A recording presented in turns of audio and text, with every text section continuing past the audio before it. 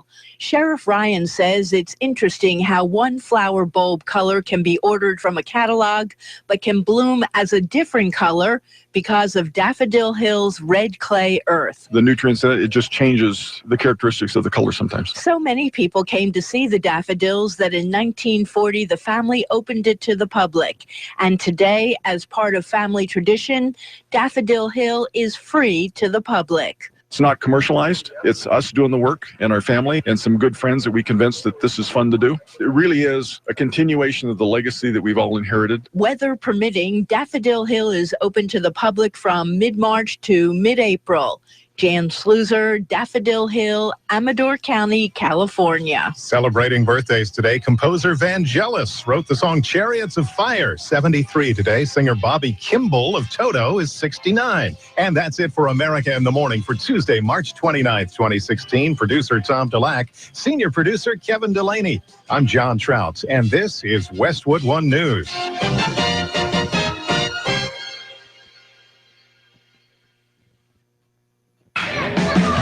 Hey, baseball fans, it's that time of year again to join iFIBER ONE Newsradio for Seattle Mariners baseball. Baseball is part of the fabric of summertime in the Northwest, and with people traveling to enjoy outdoor activities like camping, fishing, hiking, and boating, the only place to listen to the Seattle Mariners is on iFIBER ONE Newsradio. People ask what they remember about a business when they have a need, and they always remember the name that they hear, the one that is most relevant in their mind. Advertising makes your business relevant and part of the community.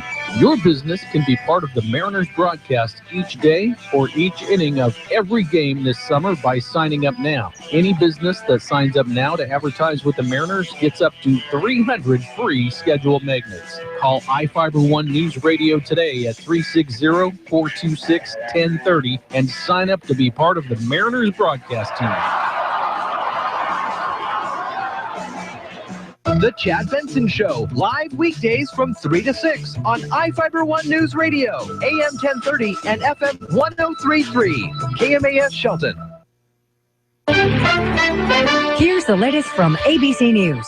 I'm Karen Chase. The hijacking of an Egypt Airjet has ended peacefully, and the hijacker has been arrested. The aircraft had been on a domestic flight and was diverted to Cyprus. A few passengers and crew were held for a few hours on the tarmac before he surrendered. ABC's Terry Moran has the latest. The foreign ministry in Cyprus just tweeting out a few minutes ago, it's over, the hijacker arrested. And it is confirmed that the alleged hijacker, identified as Saif Eldin Mustafa, is now in police custody, and all of the hostages on board that Egypt Air flight are safe. The motive wasn't terrorism, but apparently personal. The hijacker had wanted to deliver a letter to his ex-wife. She was brought to the airport, and the incident ended soon after. The FBI has dropped its court appeal to force Apple to unlock the iPhone of a terrorist, saying a third party broke into it, and they don't need Apple's help in getting the information. More from ABC's Rebecca Jarvis. It was originally believed that Apple was the only organization that would be able to crack the iPhone, that would be able to bypass that encrypted information. Now we know that there was some outside organization, some outside actor working with the DOJ that was able to do it, able to access the information on the phone without erasing it. Things are getting back to normal today, but chaos broke out at the Capitol yesterday when a man pulled a gun at a security checkpoint and was critically wounded by Capitol Police. ABC's David Curley has some details. There was a bystander who was wounded. They were minor wounds. She is okay. A weapon was recovered. Turns out it was a pellet gun that the man was apparently carrying. He's the same man who disrupted a house session in October by shouting. A major hospital chain is conducting business with paper and pencil today. The MedStar computer system has been crippled by a virus. Archaeologists in Boston are digging at the boyhood home of Malcolm X, hoping to find artifacts that will teach them more about his early life. This is ABC News. QL1, this is Control. Does Rocket Mortgage require me to fill out a bunch of paperwork? That's negative, Control. Rocket Mortgage by Quicken Loans is the first on-demand mortgage machine that quickly and seamlessly imports your financial data. You can go through the entire mortgage process on your own and completely online. Copy that, QL1, but if I wanted to speak to someone, do you think they're out there? They're out there, all right. I've made contact before. In fact, according to J.D. Power, they've provided award-winning client service for 6 years in a row. Roger that, QL1. It's nice to know they're out there, wherever they are. Detroit Control. They're in Detroit. Over. 3, 2, 1. Rocket Mortgage at QuickenLoans.com. Push button. Get mortgage. Rocket. Visit for cost information and conditions. Equal housing lender. Licensed in all 50 states. NMLSConsumerAccess.org number 3030. Democratic presidential candidate Hillary Clinton is weighing in on the controversy surrounding the Senate's refusal to consider President Obama's Supreme Court nominee, Merrick Garland. ABC's Bazi Kanani has the latest. Hillary Clinton calls the refusal by Senator Grassley and other Republican leaders to even hold a hearing on Judge Garland's nomination an example of the obstructionism that gave rise to a candidate like Donald Trump. Donald Trump didn't come out of nowhere. What the Republicans have sown with their extremist tactics, they are now reaping with Donald Trump's candidacy. Grassley accused Clinton of using the nomination issue to distract voters from her email controversy. Bazi Kanani, ABC News, Washington. Even dressing up as Donald Trump didn't make Geraldo Rivera a winning contestant on Dancing with the Stars. He was the first to be booted out of the ballroom this season, and he wasn't surprised, saying if he hadn't been, he would have demanded a recount. He also says he wishes he was a better dancer. Karen Chase, ABC News. Local news is brought to you by Fred Holmes Tree Service. FredHolmesTreeService.com, 427-4489. From the iFIBER ONE Newsradio studios, I'm Marilyn Foster. House Democrats and Senate Republicans could end the overtime special session today. They announced yesterday that they've reached a deal on the supplemental budget and could vote on it today. Also yesterday, the Senate returned to the floor to pass several bills and to start taking votes to override the vetoes of 27 bills by Governor Jay Inslee. The last time the legislature attempted to veto override was in 2003. That effort, however, failed. The last successful veto override was in 1998. Mike Olson, a Shelton contractor and former city commissioner, has volunteered to move the historic Simpson Railroad Dispatch Office that now sits on industrial land being redeveloped for a sawmill. Sierra Pacific last week gave the city of Shelton notice that the 1948 structure would have to be moved. Otherwise, the company would have no choice but to demolish it. The structure became an issue because electrical infrastructure to the high-tech sawmill will run underneath where the old building rests. Sierra Pacific's new sawmill could be under construction in late spring or early summer. Government permitting at the county, state, and federal levels is an impediment to growth and progress in the aquaculture industry. That was the recurring theme that shellfish growers expressed during last week's Mason County Economic Development Roundtable discussion, the future of aquaculture industry. Director Lynn Longan told Daybreak what they'll do with that information. What we can do is we can look at the county especially. We can look at the county permitting and say, are we duplicating? Are we adding regulation and permits that we don't necessarily need to because it's already being done at state and federal? I don't know. I don't know the answer, but we can definitely look into it. A final aquaculture strategic plan will be presented in July. This week's roundtable discussions will be on the tourism industry. So I think we'll have businesses, the Hood Canal events, as many businesses that are affected by the tourism industry as possible. And then I think we're going to get people that are just plain interested in the tourism industry and want to have a voice and help make sure that we're going in the right direction. That includes the hotels around here too? Yes. And then I think also we'll really try to push out to everyone that, you can go to the website once we get the notes and stuff done up, that you can go to the website and you can add your comments also. The goal of the roundtables is to retain businesses in Mason County and help them grow and expand. Get more information on the EDC's website at choosemason.com. For iFIBER ONE News Radio, 1030 KMAS and FM 103.3, I'm Marilyn Foster. Join Alex Jones weeknights from 6 to 10 on iFIBER One News Radio. There's a reason on a daily basis they have comics, TV hosts, media demonize this broadcast and yours truly, because they're demonizing Alex Jones as a figurehead of the libertarian liberty movement that is 1,000 light years more liberal than the fascistic control freak totalitarians that call themselves the trendies, that call themselves the hipsters. They're the idiot moron followers of the globalists. This is Doug Sample from Whitney Chevrolet. We're going to save you money. Montesano has one of the lowest sales tax rates in the state. Plus, our costs are way less than other dealers. And right now, we're offering up to 90 days with no payments on any new or used vehicles with proof of your tax refund. They all come with lifetime oil changes to boot. Stop by and visit WhitneyChev.com to check out our inventory. A $150 negotiable document fee may be added to the price of all vehicles. Worth the drive to Whitney's, just down the road to Whitney's. Now, from the all-new Gillis Auto Center Sports Desk, here's Jeff Slakey.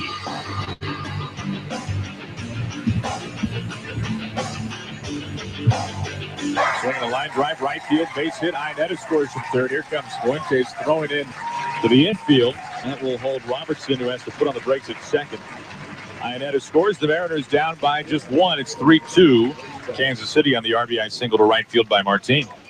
Well, Robbie Cano had a drive over the giant batter's eye in center field for his 7th spring homer.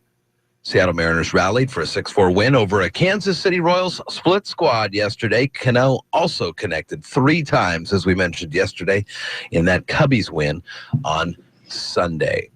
It is March 29th, opening day, April 4th. That's a Monday. The following Monday, Carol and I will tell you more about this over this week, and next week we start. Drum roll, drum roll, please? Now, I can do that. If you're going to drum roll, use your words. Use your R. Drum roll. Oh. No, that does not sound like a drum roll. I know. I'm asking you to roll your R for me. Mariner Monday is coming up. The first Mariner Monday trivia contest for the year is April 11th.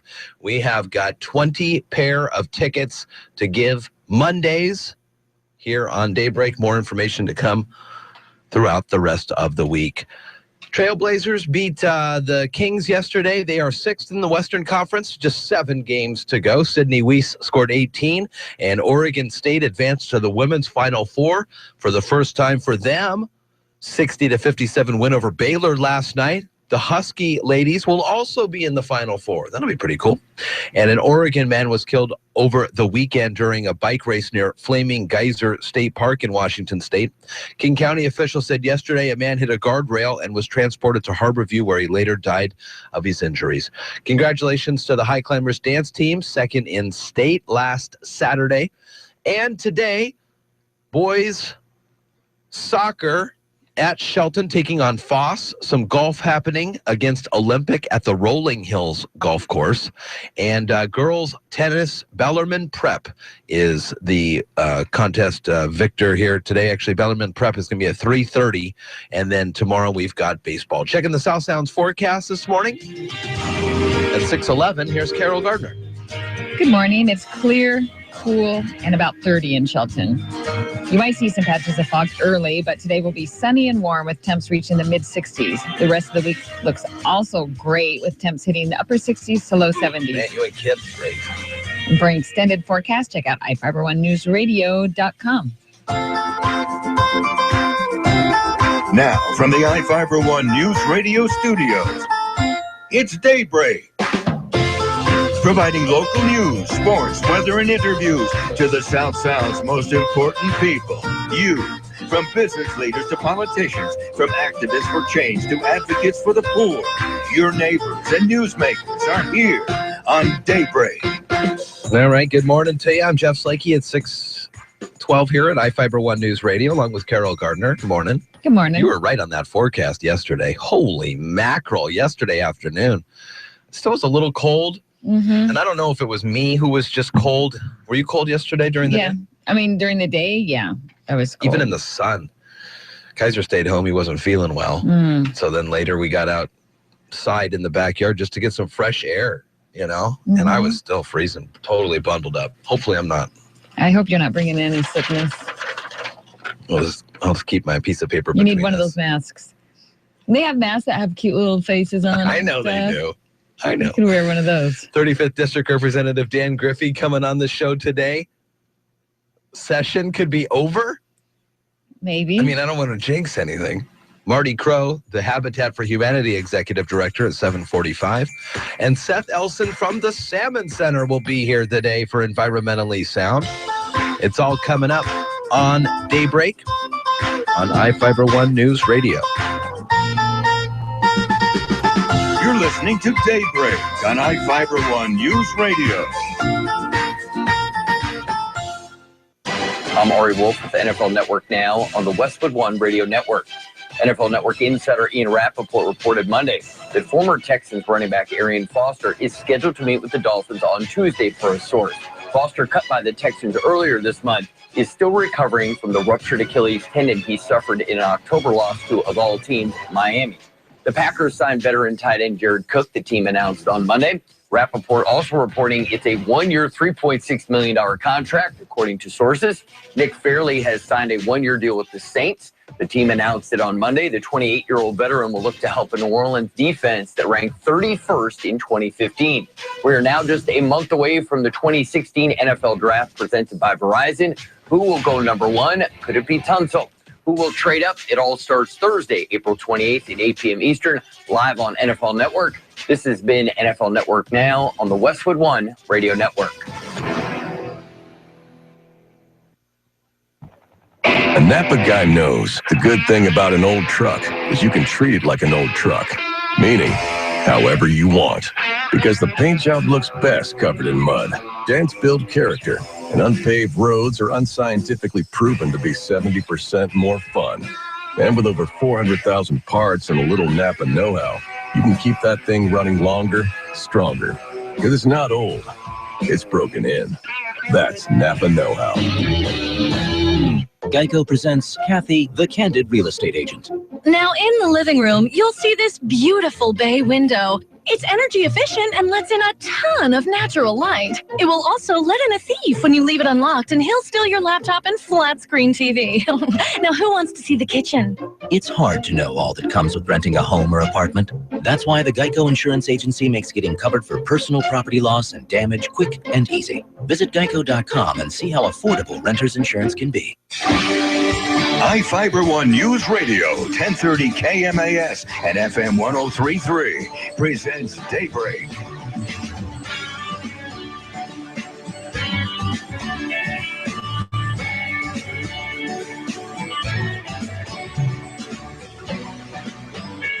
Good morning. I'm Jeff Slakey with Carol Gardner. Good morning, Carol. Good morning, Jeff. Got a great show for you here today on Daybreak at 6:15. Streaming audio and video this morning on iFiber1newsradio.com, at iFiber1 on Twitter, and search for 1030 KMAS in your Facebook search bar. Again, as I mentioned, we've got Dan Griffey, Marty Crow, and Seth Elson coming in today. In addition to Marilyn Foster's headlines, the special session could be coming to a close. A former city commissioner volunteered to move a historic building, and some permits are hampering the growth and progress of the aquaculture industry. Those stories in about 15 minutes.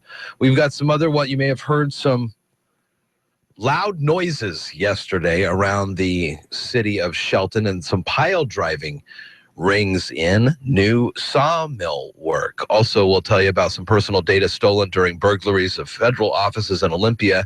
And it turns out the feds didn't need Apple after all. I don't know how I feel about that one. Did they always have the ability? They had a third-party person. Who is this? Apple spent gazillions of dollars on making this the most secure. I mean, come on. Well, then didn't they have that information beforehand? No, because I don't think, because is you this mean one of Apple these, or the FBI? Is this one of these things where like a hacker, it's, you know, you've seen this in the movies.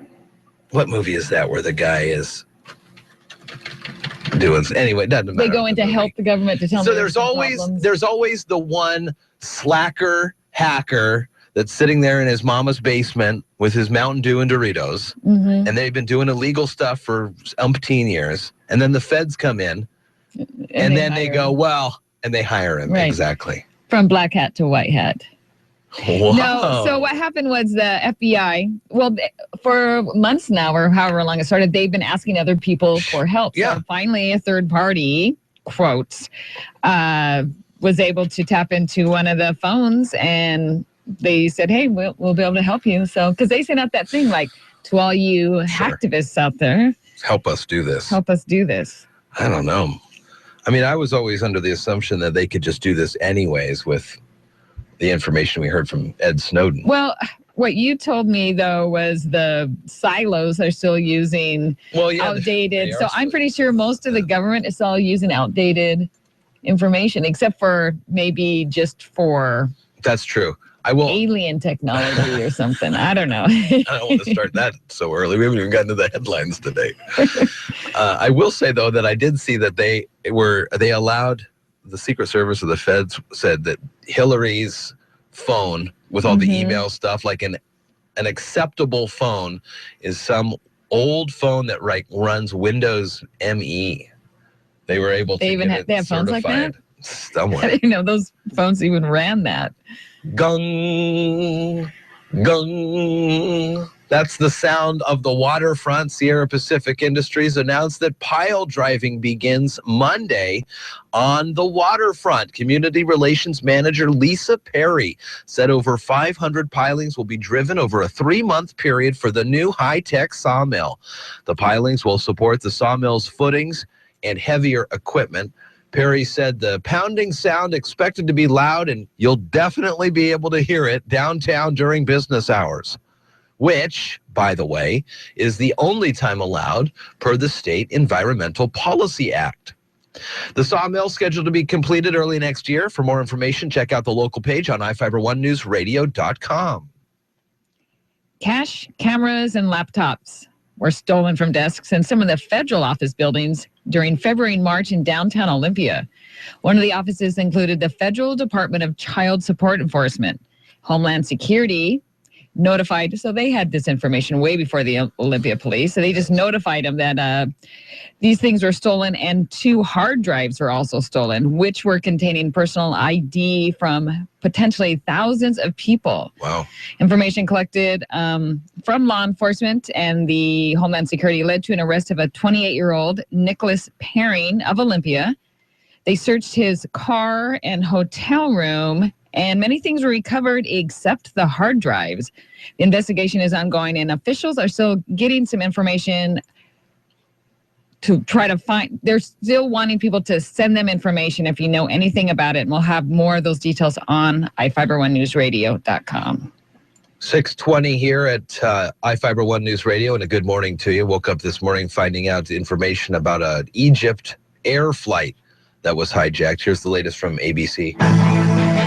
The hijacking of Egypt's Air Flight 181 is over. The flight was allegedly taken over by Saif Eldin Mustafa, who appeared to be wearing a suicide belt as he demanded to head to Cyprus. Now, the Cypriot Foreign Ministry says he's been arrested. More from ABC's Terry Moran. 55 passengers, 7 crew, no one hurt. This could not have ended any better. The media in Cyprus are reporting that Mr. Mustafa was eager to see his estranged or ex-wife. He is now off that plane, apparently in police custody. The hijacking, which had gone on since early this morning, that plane originally from Alexandria to Cairo diverted to Cyprus, is now over. A strange case. You heard it there, perhaps revolving around an ex-wife and mental instability. U.S. authorities say early indications are nothing to do with terrorism, but still obvious concerns over security. Again, everyone on board is safe, including 8 Americans, according to authorities, and the hijacker is in custody. Brad Milkey, ABC News. 6:22 here at iFIBER One News Radio. Mary Lynn Foster's news is coming up in just about 8 minutes here on Daybreak. Special session could be coming to a close. A former city commissioner has volunteered to move a historic building in downtown Shelton, and it's permits that are hampering growth and progress in the aquaculture industry. We'll hear those stories and more in less than 10 minutes. And Dan Griffey comes up at 7:15. 6:22. 35 degrees outside. We'll be back with more Daybreak after this. You're listening to Daybreak on iFIBER One News Radio. Habitat for Humanity of Mason County invites you to shop their local retail stores in Belfair and in Shelton. At Habitat for Humanity stores, you'll find amazing bargains on discounted home improvement supplies, gently used furniture, and so much more. And when you shop Habitat for Humanity, your dollars are put to work helping to improve, build, and maintain affordable housing right here in Mason County. Habitat for Humanity. Let's build a strong community together. You know, this is a good time to subscribe to the Journal. Most importantly, you get a great local newspaper. We were voted the best mid-sized weekly newspaper in the state, which helps you stay connected to your community. And then there is the fact that subscription rates remain low while individual paper prices are increasing for 2016. You can save as much as $40 this year with your subscription. Quality, convenience, and low price. The Journal gives you all that every week. Call 426-4412 or go to masoncounty.com. The new Money Monopoly game is at McDonald's. We're giving away 100 million food and cash prizes. That means 1 in 4 wins. Just peel for a chance to win instant prizes like $100 cash. Or collect pieces for your chance to win $1 million. 100 million prizes. 1 in 4 wins. You could be the one. Monopoly is a trademark of Hasbro. No purchase necessary. Open to residents of U.S. ends 4/25. Odds of winning in-restaurant game approximately 1 in 4. Mostly food prizes. $1 million prize awarded is $50,000 per year for 20 years without interest. See official rules at participating McDonald's or PlayMcD.com for more details. Void where prohibited. Introducing McDonald's Signature Crafted Recipes. We're talking bold sandwiches featuring authentic ingredients. What? You know it, like the guacamole made with Haas avocados in the Pico guacamole recipe. Wow. Barbecue sauce made with Vidalia onions in the sweet barbecue bacon recipe. Nice. And bacon with maple seasoning in the maple bacon Dijon recipe. Amazing. Try them on chicken or beef. I want to try them all. It's a new way to enjoy McDonald's. Create your signature crafted sandwich today at participating McDonald's. iFIBER One News Radio, 1030 KMAS and FM 103.3 presents Daybreak.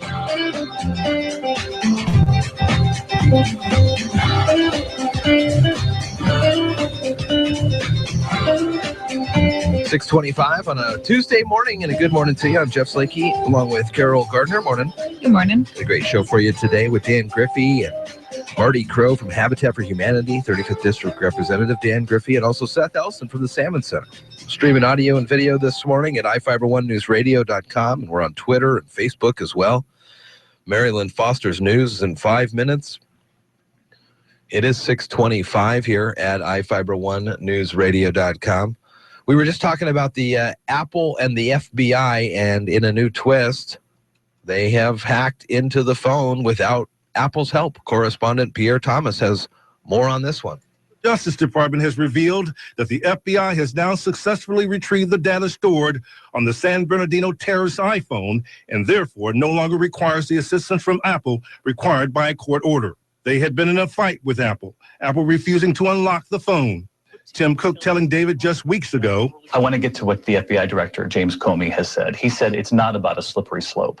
It's about, quote, 14 people who were slaughtered and many more had their lives ruined. Maybe the phone holds the clue to finding more terrorists. Maybe it doesn't. But we can't look the survivors in the eye and ourselves if we don't follow any possible lead out there. Do you understand where he's coming from? I do understand where he's coming from. And this is an incredibly complex issue to place a backdoor in the iPhone. We believe it does put hundreds of millions of customers at risk. Pierre Thomas, ABC News, Washington. 6:26 here at iFiber One News Radio. I guess since they're just using a third party, I thought they were just hacking into that one phone, but they actually are creating a code. I mean, I don't think we're getting all the information. No, I think if they found somebody to call them up and say, I can do this. They're not going to then just say, okay, do it just for this phone. Help us do it for every phone. Don't you think?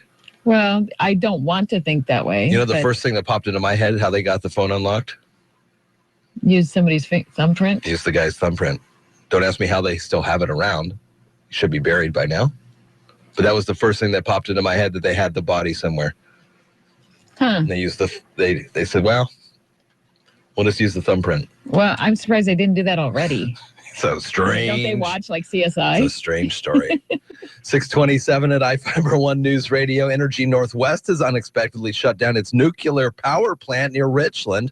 Operators received an indication that a system used to cool equipment wasn't working. The Tri-City Herald reports the Columbia Generating Station was shut down Monday after operators were alerted to problems with the system that uses water to provide cooling to heat exchangers and pumps, including those that control the power level of the reactor. The spokesman over there, Mike Paoli, says it seems that a water system valve may not have been in the right position, but that an investigation is ongoing. Plant will be restarted once all systems can operate to the standards, and the last time the plant had an unplanned shutdown was November of 2009, and there was a hydraulic fluid leak. 628 now. The Marysville School District has approved an $8 million plan to replace the cafeteria where 4 students were fatally shot by a classmate who brought a gun to school in 2014. The school board voted Monday to spend funds on a 16,000 square foot cafeteria and gathering area at the Marysville Pilchuck High School. Construction work on the project is set for April. The school cafeteria has been closed since the 15-year-old boy shot and killed 4 students before turning the gun on himself. Students have since had to find other places on the campus to eat lunch, such as the school gymnasium and the activity center. The new cafeteria is expected to be completed by the end of the year. 628 here at iFIBER ONE News Radio. Seattle Mayor has banned city employee travel to North Carolina after a law was signed last week there, preventing all cities and counties from passing anti-discrimination rules. Mayor Ed Murray signed the executive order yesterday, saying he is committed to signing additional orders should he need to, and should any other state follow the path of North Carolina. The new North Carolina law deals a blow to the LGBT movement after success with protections in cities across the country. We just saw the governor of Georgia veto a bill that was similar to this. There was that big kerfuffle last year in Indiana with Governor Mike Pence, and we saw the backlash there, and he reversed his decision. North Carolina, and then there was another one where they didn't sign it. South Dakota, I think, was a state where they were looking to put in these distinctions, and then again they decided to not. But North Carolina went with it and are starting to feel the fall out, if you will. Lots of people standing in front of the governor's mansion at night chanting. A lot of companies saying, hey, we may not stay here. Daybreak on iFIBER ONE News Radio. Local news is brought to you by Shelton Health and Rehabilitation Center. Find them online at sheltonhealthandrehab.com. From the iFIBER ONE News Radio studios, I'm Marilyn Foster. House Democrats and Senate Republicans could end the overtime special session today. They announced yesterday that they've reached a deal on the supplemental budget and could vote on it today. Also yesterday, the Senate returned to the floor to pass several bills and to start taking votes to override the vetoes of 27 bills by Governor Jay Inslee. The last time the legislature attempted to veto override was in 2003. That effort, however, failed. The last successful veto override was in 1998. Mike Olson, a Shelton contractor and former city commissioner, has volunteered to move the historic Simpson Railroad Dispatch Office that now sits on industrial land being redeveloped for a sawmill. Sierra Pacific last week gave the city of Shelton notice that the 1948 structure would have to be moved. Otherwise, the company would have no choice but to demolish it. The structure became an issue because electrical infrastructure to the high-tech sawmill will run underneath where the old building rests. Sierra Pacific's new sawmill could be under construction in late spring or early summer. Government permitting at the county, state, and federal levels is an impediment to growth and progress in the aquaculture industry. That was the recurring theme that shellfish growers expressed during last week's Mason County Economic Development Roundtable discussion, the future of aquaculture industry. Director Lynn Longan told Daybreak what they'll do with that information. What we can do is we can look at the county especially. We can look at the county permitting and say, are we duplicating? Are we adding regulation and permits that we don't necessarily need to because it's already being done at state and federal. I don't know. I don't know the answer, but we can definitely look into it. A final aquaculture strategic plan will be presented in July. This week's roundtable discussions will be on the tourism industry. So I think we'll have businesses, the Hood Canal events, as many businesses that are affected by the tourism industry as possible. And then I think we're going to get people that are just plain interested in the tourism industry and want to have a voice and help make sure that we're going in the right direction. That includes the hotels around here too? Yes. And then I think also we'll really try to push out to everyone that, you can go to the website once we get the notes and stuff done up, that you can go to the website and you can add your comments also. The goal of the roundtables is to retain businesses in Mason County and help them grow and expand. Get more information on the EDC's website at choosemason.com. For iFIBER One News Radio, 1030 KMAS and FM 103.3, I'm Mary Lynn Foster. Arch Mechanical. Our name begins with affordable. Affordable refrigeration, cooling, and heating. Whether residential, commercial, or food service equipment, your satisfaction is of utmost importance. And with over 30 years of experience, Arch Mechanical Service is backed by a 30-day labor guarantee. Serving South and West Puget Sound, there is no need to pay for one of those big city technicians. Call 360-229-2139. Arch Mechanical. Our name begins with affordable. The San Antonio Spurs get back their winning ways. Hi, everybody. Dave Packer reporting on sports.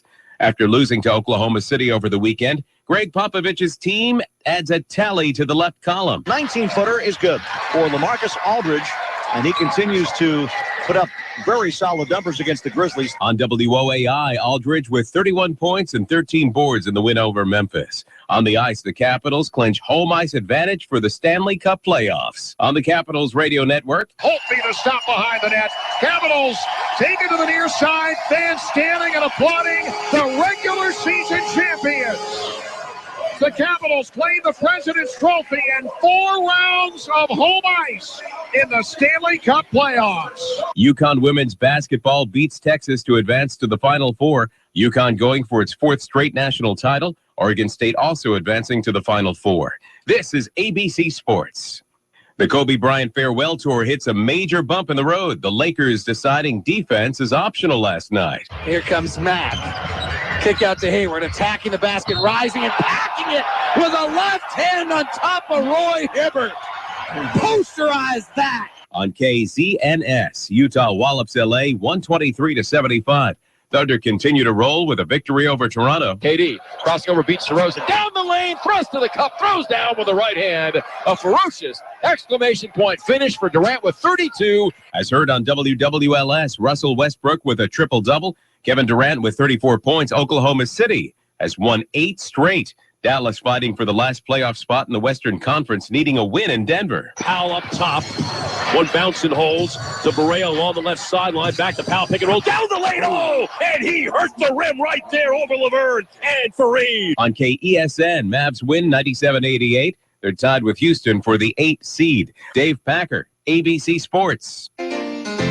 If you could wave a wand and change one thing about your house, what would it be? Hold that thought, but forget the wand. Home improvement isn't magic. If you're a do-it-yourselfer, we can show you the tricks of the trade for remodeling and repair. And how to not get fooled when you're choosing and directing a contractor. Hi, I'm Tom Kreitler. And I'm Leslie Segretti. Phone in your fix-up questions here this weekend. On the Money Pit Home Improvement Radio Show. Saturdays at 10, Sundays at 7 on iFIBER One News Radio. Now, from the all-new Gillis Auto Center Sports Desk, here's Jeff Slakey.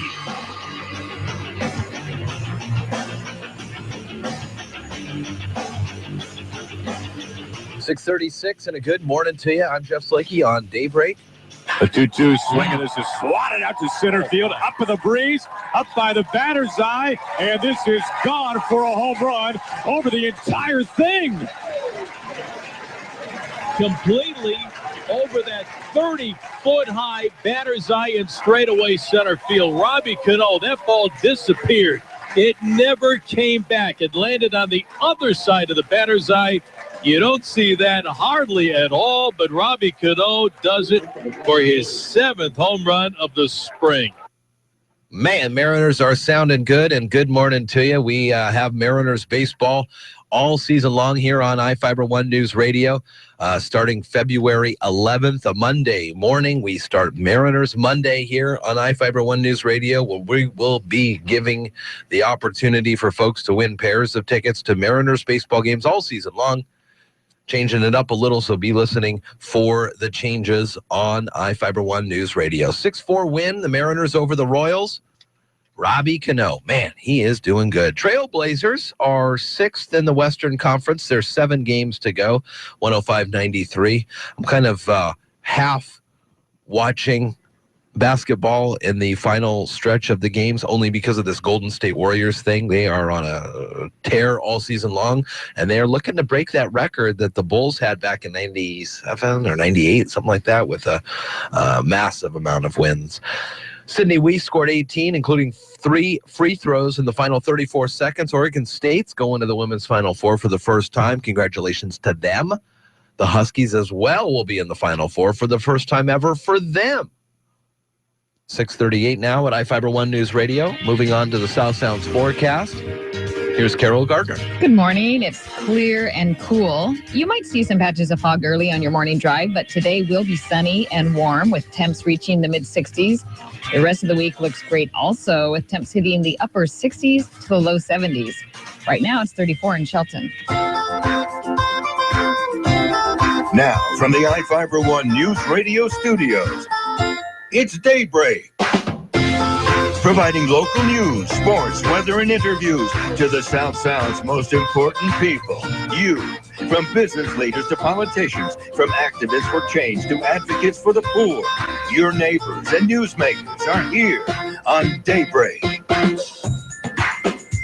Good morning. I'm Carol Gardner with Jeff Slicky.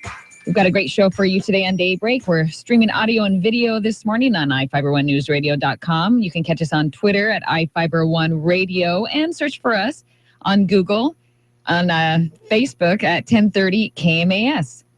And today on the show, we're going to have Dan Griffey in about a half an hour or so, talking about the legislative special session and letting us know what's going to be going on. And we'll also have Mary Lynn Foster's news. She's going to be talking about the special sessions that could be coming to a close, former city commissions, volunteers to move historic building, permits hampering growth and progress in the aquaculture industry. In addition to Mary Lynn, there's more news this morning, such as the pile driving rings and for the new sawmill work in downtown Shelton, personal data that's stolen during burglaries of federal offices, and Tacoma moves maybe towards plastic bag bans despite public pushback. Oh, yeah, that'll be a good one to talk about. First up, though, a week from yesterday, so we're just 6 days away from starting to hear the sweet sounds of construction. Gong, gong. That's loosely what you'll be hearing as Seattle Pacific Industries announced pile driving begins Monday on the waterfront. Community Relations Manager Lisa Perry said over 500 pilings will be driven over a 3-month period for the new high-tech sawmill, supporting the footings and heavier equipment. The pounding sound expected to be loud. Have you ever heard anything like this before? No, I have not. I want to say that I have somewhere I was maybe up in Seattle, you know, when they're doing construction, not in water, but pounding those things down into the ground. Pretty, like a clock, you know, pretty repetitive. Pounding sound expected to be loud. It's only during daylight hours, though, business hours. The only time per state Environmental Policy Act is when that is allowed. And the sawmill is scheduled to be completed in early next year. We got lots of great details on the new sawmill on iFiber1newsradio.com. 641 now. Cash, cameras, and laptops stolen from desks in some federal buildings in February and March in downtown Olympia. One of the offices included the Federal Department of Child Support Enforcement. Homeland Security notified Olympia police that 2 hard drives were also stolen, containing personal identifications of potentially thousands of people. Information collected from law enforcement led to an arrest of a 28-year-old Nicholas Paring of Olympia. Officials searched the vehicle and hotel room. Many things recovered, but not those hard drives. That's the worst part. And that's the worst part of them. Investigations ongoing. You know anything? Contact details are on iFIBER1Newsradio.com. We're going to live the country life right now, and when we come back, we'll talk about this bag ban.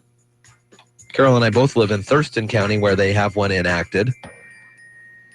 It's kind of like a special treat when you go shopping in Mason County. Get those bags. Take a bag. Get any extra? Got dogs. You're listening to Daybreak on iFIBER One News Radio. Hi, I'm Ken Slater, the Roof Doctor. If you're like me, your family's important, so make sure that they're well taken care of. One of the best ways to do that is to provide a safe and warm home to live in. For over 50 years, the Roof Doctor has been helping families stay safe and warm by building roofs that last for generations. Our teams have some of the most experienced roofers in the area, and we only use the highest quality materials to keep your family safe, warm, and dry. That's the Roof Doctor. Give us a call. iFIBER Communications, the fastest internet provider in Washington State, has just opened their doors here in Mason County and got their first local customers signed up. James, tell me about your experience. From the first time I learned of iFIBER to the day I got hooked up, even now, I felt that my fiber connection and the service given to me have been the #1 most important job to every member of the iFIBER team. And not just because I was first in line with my nose pressed up to the glass waiting for a company to take my money. What differences have you noticed? I get what I pay for. With non-fiber solutions, you're paying up to the top and never get a constant number anywhere near that top. With fiber, you certainly do. With iFIBER, you get it at a competitive and affordable price. Why should others sign up for iFIBER Internet? Well, iFIBER has made a commitment to Mason County. They're working hard to bring fast speeds to everyone at an affordable price. And now with phones and television, your bill will be all in one place with no hidden fees or sudden price changes to surprise you month to month like other all-in-one service providers. Get signed up for iFIBER Communications today by calling 360-427-4000 or visit iFIBER.tv for more information. The gentle cooing of the mourning dove is a very familiar bird sound. Hi, I'm Jody Hankey. From southern Canada to central Mexico, this dove is one of our most common birds as you're living the country life. Living the country life. Ideas and inspiration for your place in the country. You can find more information on today's topic and from previous shows by visiting us online at livingthecountrylife.com. We'll return to the show after these messages. Are you sitting on a working prototype of agriculture's next big idea, but uncertain how to proceed? Enter your invention in the Innovation Showcase Contest at agriculture.com/innovation. 2 contest winners will have the opportunity to be featured in Successful Farming magazine. Each will receive a 1-day consultation with Thunder Creek Equipment, and their inventions will be showcased at a national agricultural trade show. The winners will also be awarded a $3,000 check. No purchase necessary. Open to legal residents of the 50 United States and DC, 21 years and older who are active farmers or an active farmer spouse or farm family member. Begins March 1st, 2016. Ends 11:59 p.m. June 13th, 2016. Subject to official rules at agriculture.com/innovation rules. Void where prohibited. Sponsor, Mayor of Corporation. Take your invention to the next level and enter today in the Innovation Showcase Contest at agriculture.com/innovation. I love a quiet summer day when I hear the mourning doves cooing to each other from tree to tree. Every year, I see a few doves lazing on the rail of my deck close to the bird feeders. They get their name because of the soft, drawn-out call that sounds like a lament. When they fly away, their large wings make a whistle or whir kind of sound as the air rushes through their feathers. Greg Yarrow is the chair of the Department of Forestry and Environmental Conservation at Clemson University. He says there's a good reason why mourning doves like to hang near bird feeders. About 90% of their diet is seeds. They like a variety of different seeds that are high in oil content and some that are high in protein. They like a lot of grass seeds or seeds from small broadleaf plants. And a lot of these seeds that are available on the ground, that fall on the ground where they can find them. Mourning doves prefer open land with a scattering of trees and shrubs for cover and nesting. Yarrow says they build their nests about 15 feet off the ground. Unfortunately, they don't have much pride in home ownership because nest construction is incredibly sloppy. The male and female will begin to build the nest sometime in February, and it looks like just a pile of sticks thrown together. The female lays her eggs. She'll lay 2 eggs, and a lot of times in areas where there's wind, those eggs get knocked down, so they'll have to many times re-nest and lay the eggs. But they can do that up to 4 or 5 times. So, they're fairly prolific. Yarrow says mourning doves are one of the most widespread and adaptable North American birds. They have a high rate of reproduction, but also a high rate of mortality. He says the birds live on average about 1.5 years. Learn more about mourning doves at livingthecountrylife.com. I'll see you in the country. Living the Country Life. Ideas and inspiration for your place in the country. You can find more information on today's topic, share your tips, and post photos by visiting us online. iFIBER One News Radio, 1030 KMAS and FM 103.3 presents Daybreak.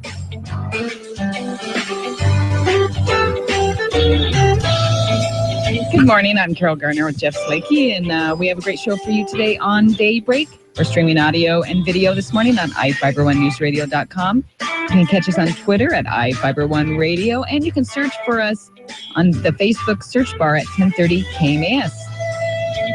6:48, Dan Griffey coming in about a half an hour or so to talk with us about the reports of a conclusion to the special session, perhaps. Also, Habitat for Humanity Director Marty Crow will be in, and Seth Elson from the Pacific Northwest Salmon Center will be here as well. So you were telling us about Tacoma. Tacoma may be moving towards a bag ban, huh? Yeah, they are going to be voting today, and the Tacoma City Council, they want a bag ban, but the members of the public is not necessarily on board. I guess they did an informal survey of almost 2,200 people and showed no clear majority in support of the ban, but the council members say they want to move forward and create an ordinance that would impose one. So about 48% of the survey respondents support the ban, 42% oppose the ban. Both supporters and dissenters used the survey results to bolster their argument. The survey was done by the city. But if Tacoma passes, it'll be the 15th city in Washington to prohibit stores from handing out disposable bags. They're going to consider this proposal today. So we got the one in Thurston County for the whole county. Mm-hmm. And actually, it's just 2 days ago, we were walking into a store, and Stephanie turned and mentioned that she thought it was strange to see people walking out of retail just with clothes in hand. Really? Because there's no bag. Right. Because if you go and you don't forget the bag, you say, man, I'll just carry it. Yeah, I've done that. I know you. I've done it too. Yeah. It looks weird though. Like yesterday, I mentioned that he wasn't feeling well, Kaiser, my son Kaiser. Mm-hmm. So I go to this store to get some baby Tylenol or whatever. And I didn't bring a bag, but I had my jacket. So I just am walking around with the medicine. And then I just pay for it. I have the receipt still. Mm-hmm. And I just put it in my pocket and walk out. Makes you feel guilty, right? It kind of does, because you don't have it in a bag. Mm-hmm. I get on the side of having all these plastic bags flying all over the place, but it is pretty convenient. It is convenient. I think I voted for it. I don't think I'd change my vote now, but there are times when it's difficult. So what do you need a plastic bag for? Well, I need a plastic bag because, you mean not from the store? Why would I need extra plastic bags? Yes. To clean up my dog's business in the backyard. That is a great reason to use plastic bags. That is very true. The interesting thing about that is we just have to think of something different to do that. It's a great business for somebody. To come up with it. Well, they have had, I have heard something about disposable bags. And they break down? Yeah, but I haven't really seen them out and about. So there was a Jack Black movie where he made a spray and it disappeared. Yeah. That's a great idea. It just melts it down into the earth. It didn't work out well for him. Oh. If I remember right. You're listening to Daybreak on iFIBER One News Radio. It's great for gardeners to have companions, but it's even better for your vegetables. We'll explain today on the Old Farmer's Almanac Radio Report. With more practical tips and useful advice, this is the Old Farmer's Almanac Radio Report for Tuesday, March 29th, the 89th day of the year. Baseball legend Cy Young and Walmart founder Sam Walton were born on this day, and Erno Rubik was granted a U.S. patent for his Magic Cube in 1983. If you're sketching out garden plans for the spring, keep in mind the benefits of companion plants. plants. For example, herbs like dill and basil scattered near tomato plants can keep them free from hornworms. Marigolds are good near almost any vegetable, repelling beetles and nematodes. And many consider the companion plant trifecta to be corn, beans, and squash. Native Americans found the trio so mutually beneficial, they often referred to them as the Three Sisters. And there's the Old Farmer's Almanac Radio Report. Learn more about companion planting at almanac.com. iFIBER One News Radio, 1030 KMAS and FM 103.3 presents Daybreak.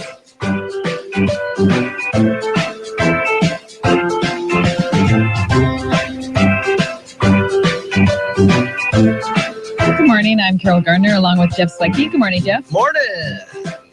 Tuesday, right? It is Tuesday, 6:52, and it's about low 30s, 30 to 34, depending on where you are standing. Sure. 6:52 now. We got the news at ABC coming up at 7. We also have a CNBC Business Radio report coming up. 12-year-old girl been wheelchair-bound for nearly a year, says she's now regaining feeling in her feet and ankles after a blessing from Pope Francis. ABC's TJ Holmes reports on what some folks this morning are calling a miracle. 12-year-old Julia Brazesi was stunned when Pope Francis picked her out of a crowd at JFK Airport for a blessing during his trip to New York last September. The little girl had been unable to walk for nearly a year after losing feeling in her legs and feet. No one could determine the cause, but right after that papal visit, miracles started to happen. A new doctor reached out, offering a more accurate diagnosis. Turns out, Julia had Lyme disease. Her family considers it divine intervention. Oh, isn't that something? Mm-hmm. Well, good for her and her family. Pretty cool. It's exciting when science and religion can work together. Yes. In a sense. So I wonder, how do you think that doctor found her? You know what I'm saying? Yeah, a new doctor reached out. Yeah, so did he see her getting blessed by the Pope and then they didn't know what was going on, and then he went and diagnosed her? I don't know. He got a sense to call. That stuff's all very interesting to me, how that works. 6:55 CNBC Business Radio report coming up in a couple of minutes. Our Mariners pocket schedules have arrived, and they're at the studio. You can come on down to 210 West Coda in beautiful downtown Shelton and pick up your 2016 pocket schedules. Nelson Cruz on the cover. One of the cool things about the pocket schedules is that it's got the special events and all the fun things that you can get.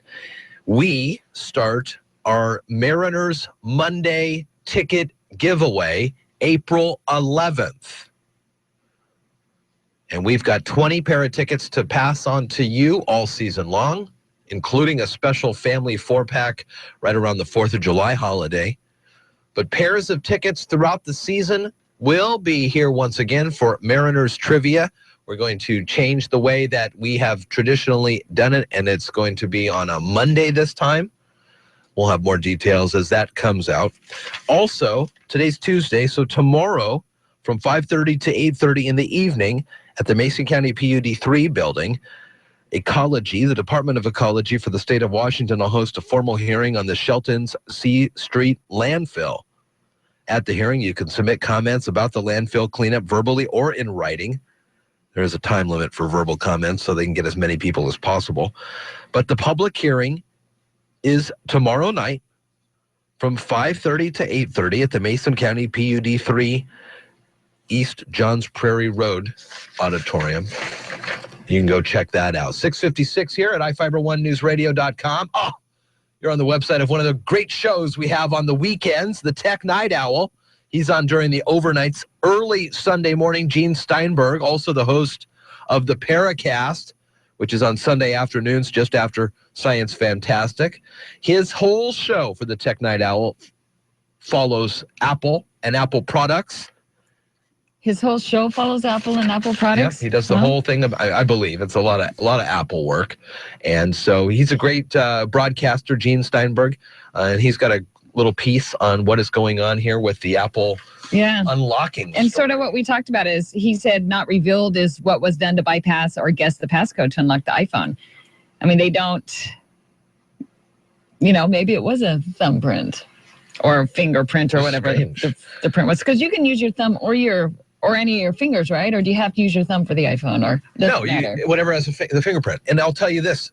Stephanie's laptop has a fingerprint scanner on it. It's kind of a cool feature. We don't really use it for what it's used for, but we have set up on it her thumbprint and my thumbprint. Yeah. Two different people's, totally different things, and it still works. So he may have had her have his whatever his name was. The partner may have had the partner may have done thumbprint. Interesting. So I'm sure there will be more stuff going on. And if you have an iPhone, you might be like Jeff and be a little worried that they're going to break in any moment. You have nothing to hide. I read a great article about people who use that as an excuse. I got nothing to hide. You're listening to Daybreak on iFIBER ONE Newsradio. First hour, CNBC Business Radio. Stocks open lower on another drop in oil prices and ahead of Fed Chair Janet Yellen's speech. In about 2 hours from now, she'll be addressing the Economic Club of New York. Traders will be looking for clues on when the central bank could raise interest rates. The Dow's down 84 points, the Nasdaq lower by 13. Shares of SunEdison plunging after warning it's at substantial risk of bankruptcy. The solar company is smarting from a Wall Street Journal report that the company was under investigation for allegedly overstating its cash position. The company is more than $11 billion in debt. And Burger King is seeing red with its tongue-sizzling Red Bun Whopper. Its so-called angriest Whopper sports a hamburger with hot sauce baked into it and topped with flaming onion petals, spicy angry sauce, and jalapenos, along with bacon, American cheese, iceberg lettuce, tomatoes, and mayonnaise. You can learn to DIY just about anything. Hey gang, today I'm going to show you how to deep fry a turkey. Now we're going to need some bubbling hot oil and a fat and a few helpers, so I grabbed the kids. After all, some things are better left to the pros, like buying a home. Because without an expert to guide you from open house to closing, you could be headed for a meltdown. And now that the bird is cooking, let's take a power nap. So DIY yourself a favor and get Realtor. Head to Realtor.com/GetRealtor today. Realtors are members of the National Association of Realtors. Sometimes diabetes can feel more like don't-abetes. Don't do this, don't forget that. But with a little help from Walgreens, diabetes won't slow you down. Stop by to get expert pharmacy advice 24/7 and savings on medications and supplies. You can even get rewarded for healthy behaviors like logging your glucose. Walgreens has just what you need to do more with diabetes. Walgreens, at the corner of happy and healthy. Limitations apply. For full program terms and conditions, visit Walgreens.com. Dave Ramsey helps you handle your money. Weekdays from noon to 3 on iFIBER ONE News Radio. AM 1030, FM 1033, KMAS Shelton. Here's the latest from ABC News. I'm Karen Chase. And nobody got hurt. The hijacking of a domestic Egypt air flight ended peacefully on the ground in Cyprus with the safe release of the passengers and the surrender of the suspect. ABC Chief Foreign Correspondent Terry Moran has more. 55 passengers, 7 crew. No one hurt. This could not have ended any better. The media in Cyprus are reporting that Mr. Mustafa was eager to see his estranged or ex-wife. He is now off that plane, apparently in police custody. The hijacking, which had gone on since early this morning, that plane originally from Alexandria to Cairo, diverted to Cyprus, is now over. Florida Governor Scott Walker is about to endorse someone in the presidential race.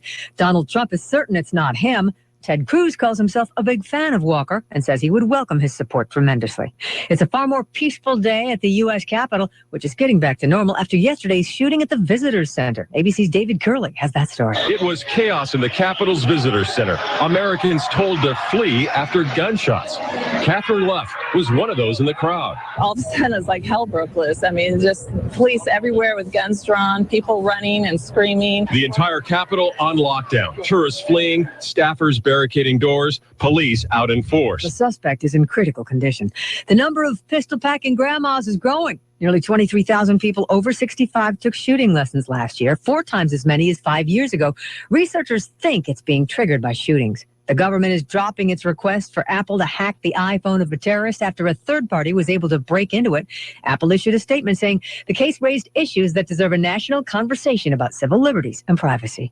Kiefer Sutherland understands your skepticism about his country music career, telling Rolling Stone when he hears about an actor turned musician, his eyes are the first to roll, but he's serious and plans to tour next month. This is ABC News. I'm Nick Soboleski, a Select Quote agent with a true story that could save you hundreds of dollars a year. A woman named Linda just called. Her husband, Ray, has a $300,000 group life insurance policy, but is changing jobs and can't take it with him. Well, I impartially shopped the highly rated term life insurance companies we represent and found Ray, who is 41 and takes medication to control his cholesterol, a 10-year, $500,000 policy for under $26 a month.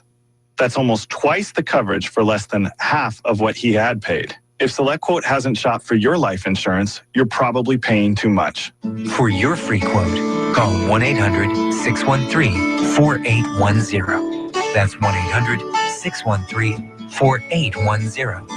1-800-613-4810. Or go to SelectQuote.com. We shop, you save. Get full details on the example policy at SelectQuote.com/commercials. Your price can vary depending on your health issuing company and other factors not available in all states. The woman caught in the middle of a sex scandal that brought down two of the most powerful men at the Pentagon is speaking out. Jill Kelly claims she was stalked by former General David Petraeus' mistress, Paula Broadwell.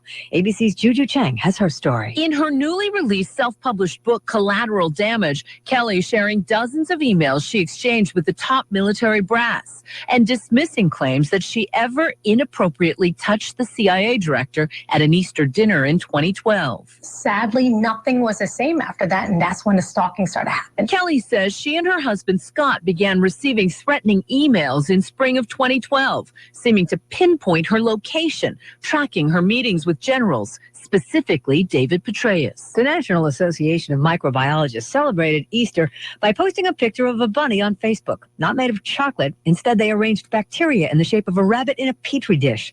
Last year, they recreated Van Gogh's Starry Night. Karen Chase, ABC News. Local news is brought to you by Shelton Health and Rehabilitation Center. Find them online at sheltonhealthandrehab.com. From the iFIBER ONE Newsradio studios, I'm Mary Lynn Foster. House Democrats and Senate Republicans could end the overtime special session today. They announced yesterday that they've reached a deal on the supplemental budget and could vote on it today. Also yesterday, the Senate returned to the floor to pass several bills and to start taking votes to override the vetoes of 27 bills by Governor Jay Inslee. The last time the legislature attempted to veto override was in 2003. That effort, however, failed. The last successful veto override was in 1998. Mike Olson, a Shelton contractor and former city commissioner, has volunteered to move the historic Simpson Railroad Dispatch Office that now sits on industrial land being redeveloped for a sawmill. Sierra Pacific last week gave the city of Shelton notice that the 1948 structure would have to be moved. Otherwise, the company would have no choice but to demolish it. The structure became an issue because electrical infrastructure to the high-tech sawmill will run underneath where the old building rests. Sierra Pacific's new sawmill could be under construction in late spring or early summer. Government permitting at the county, state, and federal levels is an impediment to growth and progress in the aquaculture industry. That was the recurring theme that shellfish growers expressed during last week's Mason County Economic Development Roundtable discussion, the future of aquaculture industry. Director Lynn Longan told Daybreak what they'll do with that information. What we can do is we can look at the county especially. We can look at the county permitting and say, are we duplicating? Are we adding regulation and permits that we don't necessarily need to because it's already being done at state and federal? I don't know. I don't know the answer, but we can definitely look into it. A final aquaculture strategic plan will be presented in July. This week's roundtable discussions will be on the tourism industry. So I think we'll have businesses, the Hood Canal events, as many businesses that are affected by the tourism industry as possible. Mm-hmm. And then I think we're going to get people that are just plain interested in the tourism industry and want to have a voice and help make sure that we're going in the right direction. That includes the hotels around here too? Yes. And then I think also we'll really try to push out to everyone that, you can go to the website once we get the notes and stuff done up, that you can go to the website and you can add your comments also. The goal of the roundtables is to retain businesses in Mason County and help them grow and expand. Get more information on the EDC's website at choosemason.com. For iFIBER One News Radio, 1030 KMAS and FM 103.3, I'm Mary Lynn Foster. Well, the Mariners have been down in the desert for a few weeks now. Goodbye baseball, onto the berm, Robbie Cano. The vets are sounding good, and the rookies are looking to make the cut. Before too long, it will be opening day. And iFIBER One News Radio is your home for Seattle Mariners baseball all season long. You can listen on AM 1030 or FM 103.3. The South Sound home for Mariners baseball this season is iFIBER One News Radio, AM 1030 or FM 103.3. Ascend Roofing Company in Shelton's on top of it. 868-2730. Roofing work that speaks for itself. Hey, just a little note to say thank you for the outstanding work that you, Dennis, and especially Jorge and the crew performed for us on our roofing project. On a scale of 1 to 10, we rate it at 10.5. It was a fantastic feeling from start to finish. Your company is a first-class operation and will definitely give your name to all of our friends and family if they're in need of your services. You could be the next happy customer by calling Ascend Roofing. 868-2730. Now, from the all-new Gillis Auto Center Sports Desk, here's Jeff Slakey.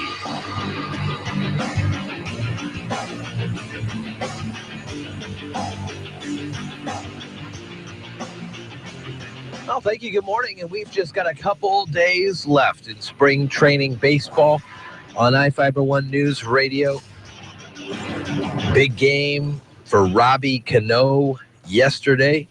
The 2-2 swing, and this is swatted out to center field, up in the breeze, up by the batter's eye, and this is gone for a home run over the entire thing. Completely over that 30-foot-high batter's eye in straightaway center field. Robbie Cano, that ball disappeared. It never came back. It landed on the other side of the batter's eye. You don't see that hardly at all, but Robbie Cano does it for his 7th home run of the spring. Wow. Yeah, Robbie Cano. Wow. Sounding good. We're loving that. Mariners get underway Monday the 4th with the first regular season game. We'll have a great week of baseball then, and come Monday the 11th, the first Mariner Monday trivia contest, where we'll take some information from Sports Director Sean Wells' Morning Sports Report, work it up into a great question about a previous game, and give you the chance to win tickets to an upcoming Mariners game. More information on that throughout the rest of the week. In NBA basketball, just about 7 games left in their regular season. Trailblazers are in 6th place. They beat the Kings yesterday, 105-93. And Oregon State advances to the Final Four in NCAA women's basketball. 60-57, the win over Baylor. This is the first time Oregon State goes to the Final Four. We just saw the Husky ladies make it in as well on their game on Sunday. Very exciting stuff. And also, an Oregon man over the weekend was killed during a bike race near Flaming Geyser State Park in Washington. King County officials said yesterday, man hit a guardrail, transported to Harborview, where he later died of his injuries. 7:10 now at iFIBER One News Radio. Checking the South Sound Sportcast. Here's Carol. Good morning. It's clear and cool, but today will warm up and it'll be sunny with temperatures reaching the mid-60s. The rest of the week also looks great with temps hitting the upper 60s to low 70s. And right now it's 35 in Shelton. Now, from the iFIBER One News Radio studios, it's Daybreak. Providing local news, sports, weather, and interviews to the South Sound's most important people. You. From business leaders to politicians, from activists for change to advocates for the poor, your neighbors and newsmakers are here on Daybreak.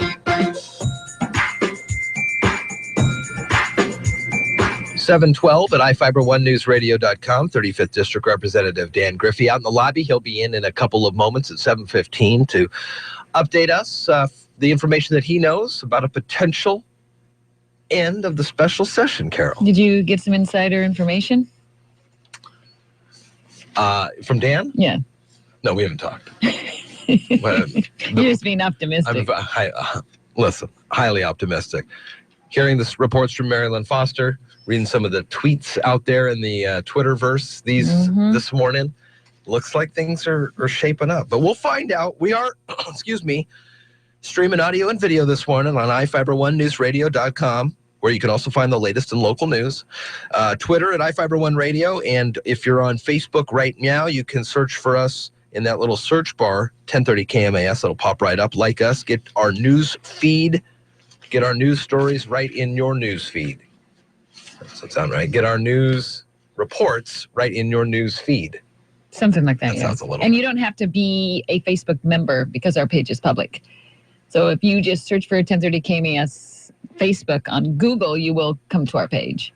So that's good news for people that don't want to be signed up. Facebook, they don't want to leave a trail of who they are. They get everything, all the best parts of Facebook without actually having to sign up for it. Is that what you're saying? Yeah. How did somebody tell me about that years ago? Yeah. To sign up for it. I don't think the public pages were allowed years ago. Facebook has evolved with the rest of us. Speak for yourself. You're listening to Daybreak on iFIBER1 News Radio. It's time again for Fiddle Fest, state and national champs with a variety of old-time, Celtic, and bluegrass fiddling. Two big shows Saturday, April 2nd at 1 and again at 6 at the Performing Arts Center at Shelton High School. Tickets are $10 at the door, $5 for students. Proceeds go to the Shelton Music Program and Youth Music Scholarships. For more information, go to sheltonfiddlefest.org. Brought to you by the Washington Old Time Fiddlers Association. Hi, I'm Scott Osterberg, sales manager at the all-new Gillis Auto Center here in Shelton. Scott, I'm looking around the lot, and I see a lot more than just Dodge and Jeep and Ford. You bet. Good local trades and good quality purchases from our community. We've got Subarus, Toyotas, Hondas, Kias, Hyundais, all the Chevrolets. We've got something for everybody. And not only that, we have certified pre-owned our Dodge, Chrysler, Jeep, Ram, and our full-line Ford family. And what that means is you get a 7-year, 100,000-mile warranty with those cars. How about this being the time that you're liquidating your 2015 stock? Well, what that means to you is you can come in our store, pick out any new 2015 that we have in stock, and we're literally going to give everything to you. I'm going to show you the invoice. I'm going to give you the dealer holdback, plus you're going to get all applicable rebates. You'll walk out of the store literally saving up to $9,923. It is the all-new Gillis Auto Center, just off the Shelton City Center exit. Just go to Gillis. If you care about what's going on around here, subscribe to the Shelton Mason County Journal. You will learn something useful about your neighborhood, upcoming events, your community, and coworkers. Laugh at the comics, cry with the obituaries, learn about local concerts, games, and new businesses. Being informed is worth it in so many ways. Subscribe today. Call 360-426-4412 or visit masoncounty.com. Check out the Journal's garage sales too. Try it. You'll love it.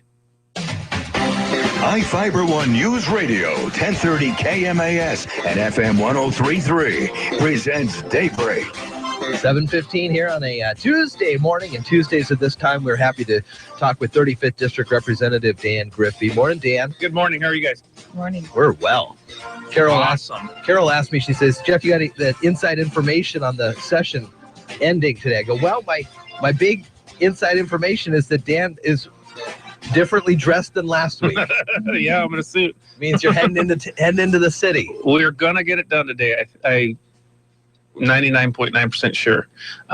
These kind of negotiations are tenuous, so what you're going to see is we'll pass a bill, then we'll wait and have the Senate pass the bill. Okay. Because the trust factor is not all the way there. Now you'll start seeing bills move a lot quicker when the trust level builds a little bit. However, yes, we did come up with a budget deal. I think it's good for Washington. It doesn't spend all of our rainy day fund. It uses a rainy day fund for the wildfires. We're going to put some money into low-income housing. We're going to put some money into K-3 classroom size reduction, which is we did put a considerable amount of money in last session, the beginning of the biennium, and then we're going to put some more in there. Capital budget projects, we still don't know. I haven't been able to see that. That's why I'm going in early today. I need to review the projects on that. Still have high hopes that we can get our veterans homeless shelter in Mason County, and I think that would be a good thing. That would be a good thing. Yeah. The other thing I'm reading this morning is that a lot of the vetoed bills, all 27 or many of those 27, are getting the override. So, I read the same thing. I didn't get the email yet because I'm going to go into work early to look at it, but 11 bills were overridden by the Senate. It's tradition that the House of Origin initiates the veto. Or veto override. So the Senate did theirs, and I'm expecting that we'll probably do some veto overrides today as well. I'm surprised. If you guys remember last week, I was not optimistic we were going to override vetoes, but it looks like we're going to override some vetoes. Yeah. And that's a good thing. I'm looking at some of the ones, and they are things that we've talked about over the session here, including the agents, the kids and the agents, the sports agents one. Yeah. There's also that one that you guys have been talking about, you and Drew McEwen, who we've had on the air. The Marine Advisory Council. That one. Yep. And then the Spokane car. Yeah. That's crazy. I'm glad we're doing stories. I'm glad we're doing that, Bill. So some good stuff. And these were all passed by the Senate and the House with over majorities, I believe. And so that's how they were able to come back. So they had a bunch of senators gone yesterday too. If you look, there was a bunch of excused, like 8 excused. So when you see a number in the 40s, you know that they're passing unanimous, basically. So when that happens, they know at the beginning of the vote day that there's going to be 8 less than normal. Yeah. So that's how they work in the majorities there. Yeah, they'll caucus on both bills, and then they both caucus chairs will get together and say, how's it looking? Do you think we can run the bills today? And they must have known that they were going to pass bills or they wouldn't have ran them. Talking with 35th District Representative Dan Griffey on the appearance that the special session is close to conclusion. So what happens today if we say, yes, we have a deal? They can't get it all through and finished today, can they? We're going to be done today, they say. Whoa, completely. It could be 4 o'clock in the morning done today, but we're going to be done today. Now, I hope we are, because I go to work tomorrow, the other job. So, it'd be great. Now, 4 o'clock in the morning is not something that I am going to covet, if that's the case, but I'll get it done. Sure. Well, that's going to be very exciting. That things are working like it's going. Some other ones, the vaping industry kind of getting a little bit of a revamp. It looks like they're going to be put under the Liquor and Cannabis Board. And we got a whole big list of the ones from the Senate. Now, I don't see any House ones, though. Yeah, so we haven't met yet. So we will meet this morning to discuss whether we would like to override the vetoes as well in the House. So, the Senate will be there for a long time. The reason it's going to take so long is we got to wait till the Senate gets their bill, and it takes them a heck of a lot longer to pass a bill than it takes us, because they're a voice roll call and we're electronic roll call. So why is that? Well, they had the option to go. They when they remodeled, they had the option to go the electronic voting, and they decided that they would like to keep the traditional feel, and that's the way they do it. Interesting that you guys aren't doing it the same way, huh? Yeah, no, they do roll call, and you have to have your foot on the floor, and you have to say aye. Even for an efficiency thing. Yeah. Come on. Yeah. It's 2016. All right. Well, that's great news. We are very excited. So that means you want to come back next Tuesday, or you want to wait a week? Well, what are you thinking for a recap? Let's keep it open. I would like to do a pretty comprehensive. I'll bring you a press pack too, so you guys can post online of the things that got done this year. But it'll take me a little while to put together. We'll see about next week. If not, we'll skip a week and I'll do the week after. Well, good work and good job, Dan. Always nice talking with you here throughout the session, and we'll get that recap, and then we'll move forward from there. All right, on. Take care. Good to see you. Thank you. Have a nice day. 7:21 now at iFIBER One News Radio. We'll take a break on some exciting news from the state capitol. We'll be back as well. Got to tell you about tomorrow night's C Street landfill meeting. Pocket schedules are here. And more coming up on Daybreak. You're listening to Daybreak on iFIBER One News Radio. Peninsula Credit Union presents Phil. Phil stands for Peninsula Home Improvement Loan. Designed to help you get things done around the house, Phil can help you a little or a lot. This is not a second mortgage. With a Peninsula Home Improvement Loan, you can get 7.24% APR on a 60-month loan or 7.49% APR for 120 months. From replacing the roof to new flooring and everything home-related in between, take advantage of a Peninsula Home Improvement Loan, and Phil will help you get the job done. Call Peninsula Credit Union today. 800-426-1601. That's 800-426-1601. Or apply online at pcfcu.org. OAC. See representatives for details. Limited time offer. Additional terms and conditions may apply. Annual percentage rate is effective as of June 11th, 2014. Loan amounts from $500 to $15,000. Terms available from 60 months up to 120 months. For payment examples, call 800-426-1601. iFIBER One News Radio, 1030 KMAS and FM 103.3 presents Daybreak.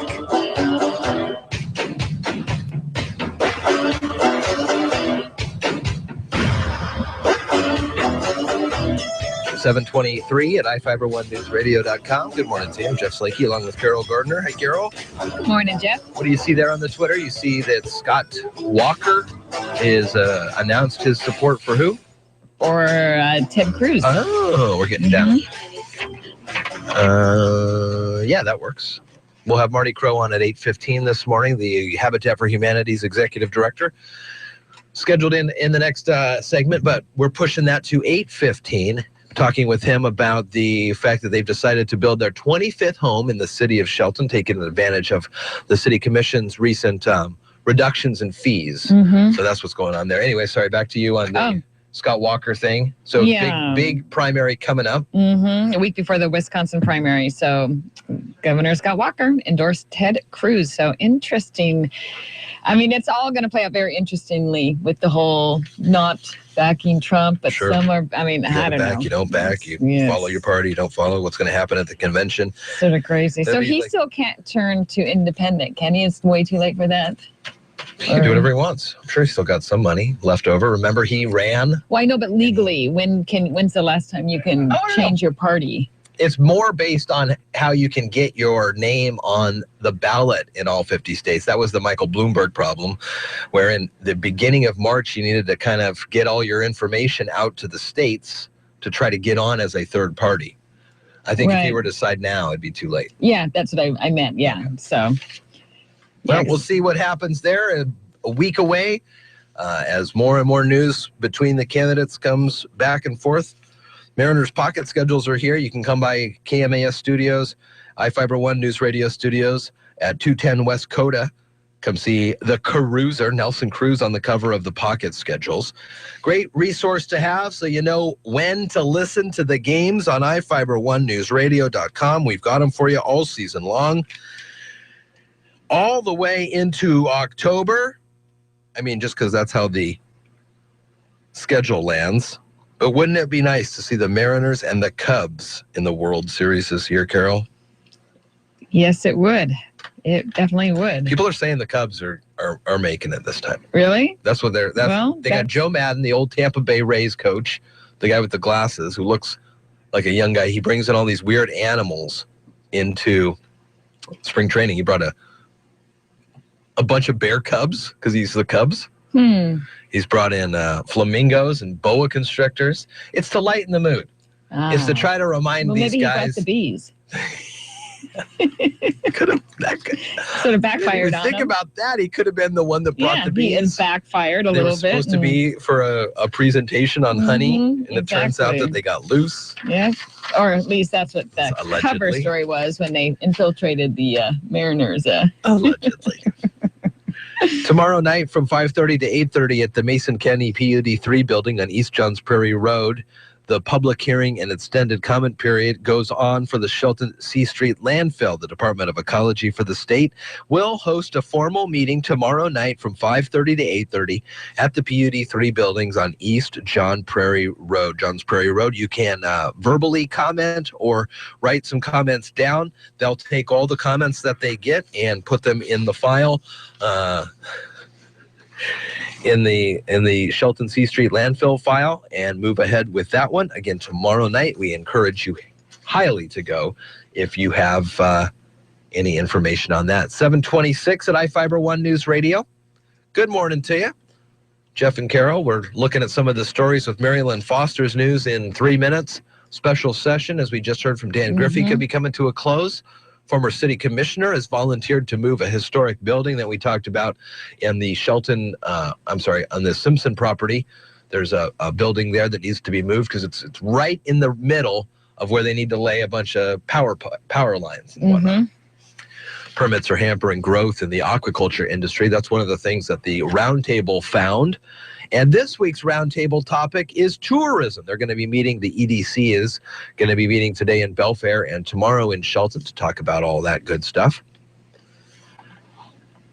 728 now at iFiber1newsradio.com. Lindsay Davis has a report out recently. NASCAR star joining the ranks of athletes deciding to donate their brain to science for concussion research. You don't even think about concussions and NASCAR, but here's more from Lindsay Davis. NASCAR's most popular driver, Dale Earnhardt Jr., announcing he's planning on donating his brain for concussion research.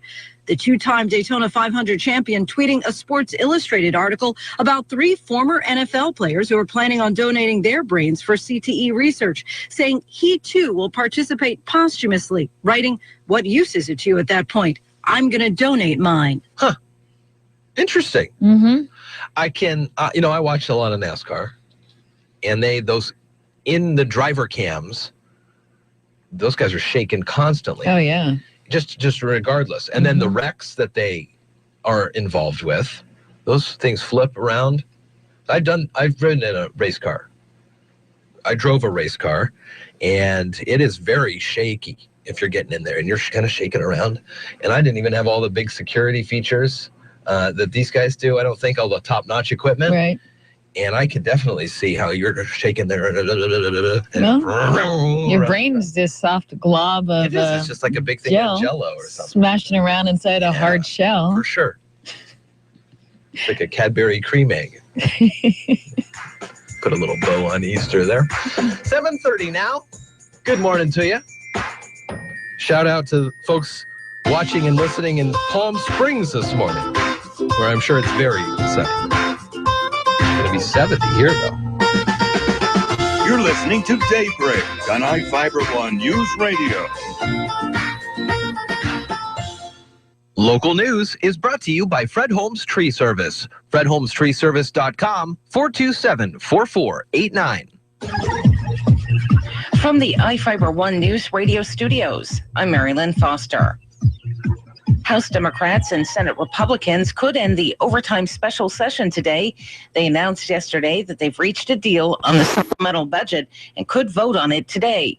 Also yesterday, the Senate returned to the floor to pass several bills and to start taking votes to override the vetoes of 27 bills by Governor Jay Inslee. The last time the legislature attempted to veto override was in 2003. That effort, however, failed. The last successful veto override was in 1998. Mike Olson, a Shelton contractor and former city commissioner, has volunteered to move the historic Simpson Railroad Dispatch Office that now sits on industrial land being redeveloped for a sawmill. Sierra Pacific last week gave the city of Shelton notice that the 1948 structure would have to be moved. Otherwise, the company would have no choice but to demolish it. The structure became an issue because electrical infrastructure to the high-tech sawmill will run underneath where the old building rests. Sierra Pacific's new sawmill could be under construction in late spring or early summer. Government permitting at the county, state, and federal levels is an impediment to growth and progress in the aquaculture industry. That was the recurring theme that shellfish growers expressed during last week's Mason County Economic Development Roundtable discussion, the future of aquaculture industry. Director Lynn Longan told Daybreak what they'll do with that information. What we can do is we can look at the county especially. We can look at the county permitting and say, are we duplicating?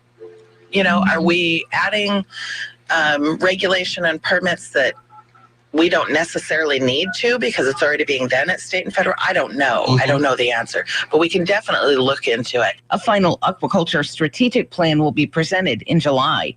This week's roundtable discussions will be on the tourism industry. So I think we'll have businesses, the Hood Canal events, as many businesses that are affected by the tourism industry as possible. And then I think we're going to get people that are just plain interested in the tourism industry and want to have a voice and help make sure that we're going in the right direction. That includes the hotels around here too? Yes. And then I think also we'll really try to push out to everyone that, you can go to the website once we get the notes and stuff done up, that you can go to the website and you can add your comments also. The goal of the roundtables is to retain businesses in Mason County and help them grow and expand. Get more information on the EDC's website at choosemason.com. For iFIBER One News Radio, 1030 KMAS and FM 103.3, I'm Mary Lynn Foster. Gillis Auto Center in Shelton. Best deals, best price, best trade, and low payments. And March is Truck Month at family-owned Gillis Auto Center, with our entire truck inventory discounted for this event. The Ford F-Series is the best-selling vehicle in America. Half-ton, three-quarter ton, one-ton, gas, diesel, 2 or 4-wheel drive. With huge savings of up to $10,000 on certain Ford and Dodge models. The all-new Gillis Auto Center in Shelton at the City Center Matlock exit. And 24/7 at GillisAutoCenter.com. The Tom Hartman Show, live 9 to noon, weekdays on iFIBER One News Radio. This is not an election cycle where middle-of-the-road Democrats are going to stir up enough of the base and enough excitement and enthusiasm that they're going to seriously win elections. And that's the thing that Republicans have figured out and Democrats have yet to learn, which is that elections are not about swaying so-called undecided voters. They're about stirring up the base. The base will bring the undecided voters along with them. They'll do it through social media. They'll do it through talking to their neighbors. They'll do it by talking to people in the workplace. But you've got to energize the base. The San Antonio Spurs get back their winning ways. Hi, everybody. Dave Packer reporting on sports. After losing to Oklahoma City over the weekend, Greg Popovich's team adds a tally to the left column. 19-footer is good for LaMarcus Aldridge, and he continues to put up very solid numbers against the Grizzlies. On WOAI, Aldridge with 31 points and 13 boards in the win over Memphis. On the ice, the Capitals clinch home ice advantage for the Stanley Cup playoffs. On the Capitals radio network, Holtby to stop behind the net. Capitals take it to the near side. Fans standing and applauding the regular season champions. The Capitals claim the President's Trophy in 4 rounds of home ice in the Stanley Cup playoffs. UConn women's basketball beats Texas to advance to the Final Four. UConn going for its 4th straight national title. Oregon State also advancing to the Final Four. This is ABC Sports. The Kobe Bryant farewell tour hits a major bump in the road. The Lakers deciding defense is optional last night. Here comes Mack. Kick out to Hayward, attacking the basket, rising and packing it with a left hand on top of Roy Hibbert. Posterize that. On KZNS, Utah wallops LA 123-75. Thunder continue to roll with a victory over Toronto. KD crossing over, beats DeRozan down the lane, thrust to the cup, throws down with the right hand. A ferocious exclamation point finish for Durant with 32. As heard on WWLS, Russell Westbrook with a triple-double. Kevin Durant with 34 points. Oklahoma City has won 8 straight. Dallas fighting for the last playoff spot in the Western Conference, needing a win in Denver. Powell up top. One bouncing holes to Barea along the left sideline. Back to Powell, pick and roll down the lane. Oh, and he hurt the rim right there over Laverne and Fareed. On KESN, Mavs win 97-88. They're tied with Houston for the 8th seed. Dave Packer, ABC Sports. Now, from the all-new Gillis Auto Center Sports Desk, here's Jeff Slakey.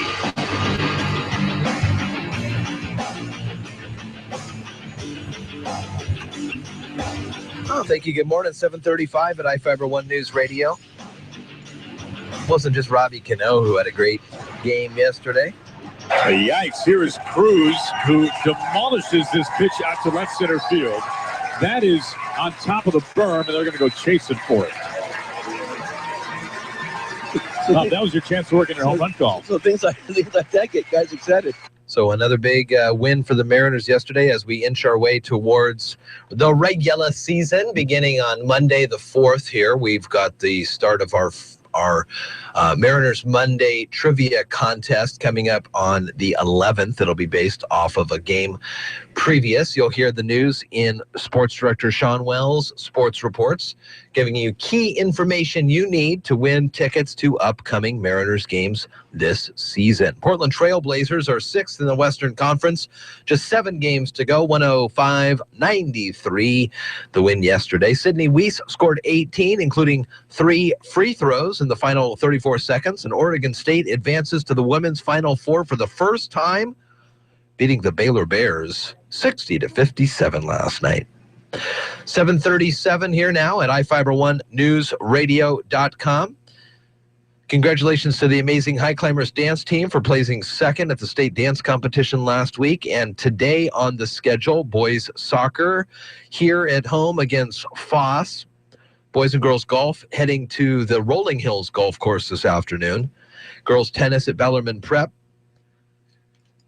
And it's 7:38 now. Time to look at the South Sounds forecast. Here's Carol Gardner. Good morning. It's clear and cool, but today will warm up and be sunny with the temps reaching the mid-60s. The rest of the week also looks great with temps hitting the upper 60s to low 70s.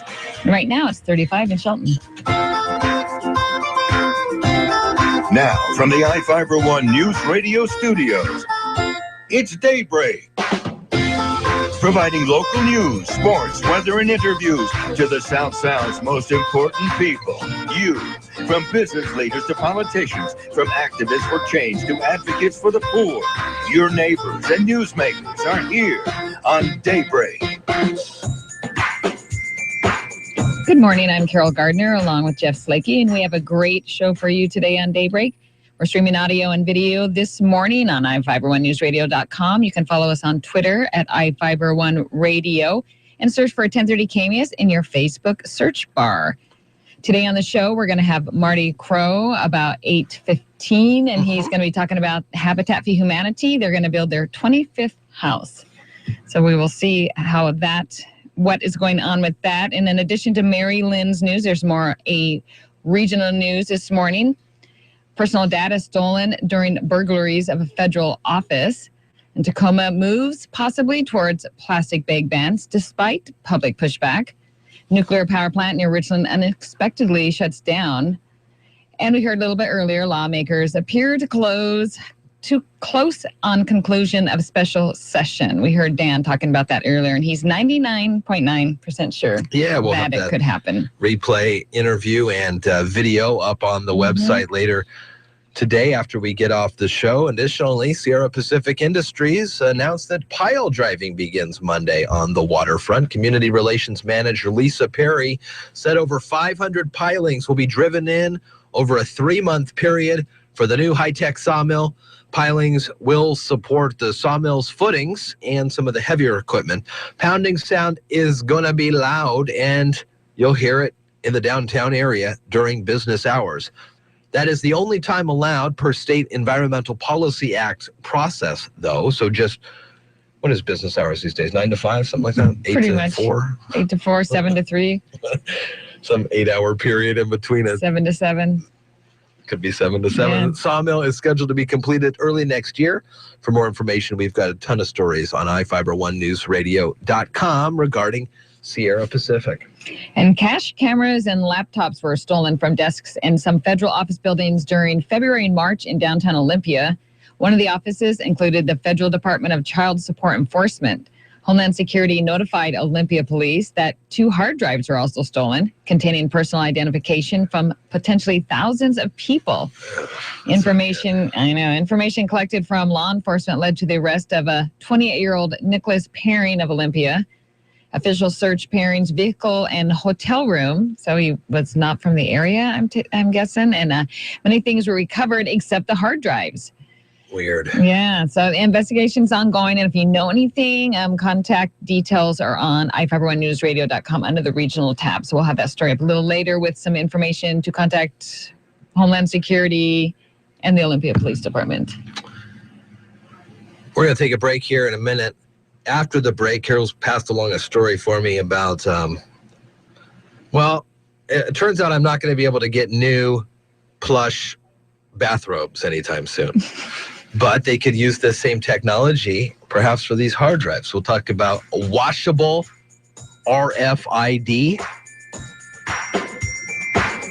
Also, a miracle has happened.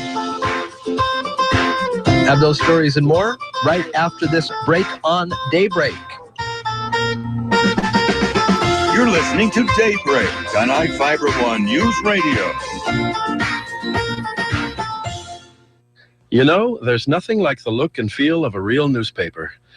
Award-winning writers and design, voted one of the best newspapers in Washington, the Mason County Journal has the news, opinion, and information you want.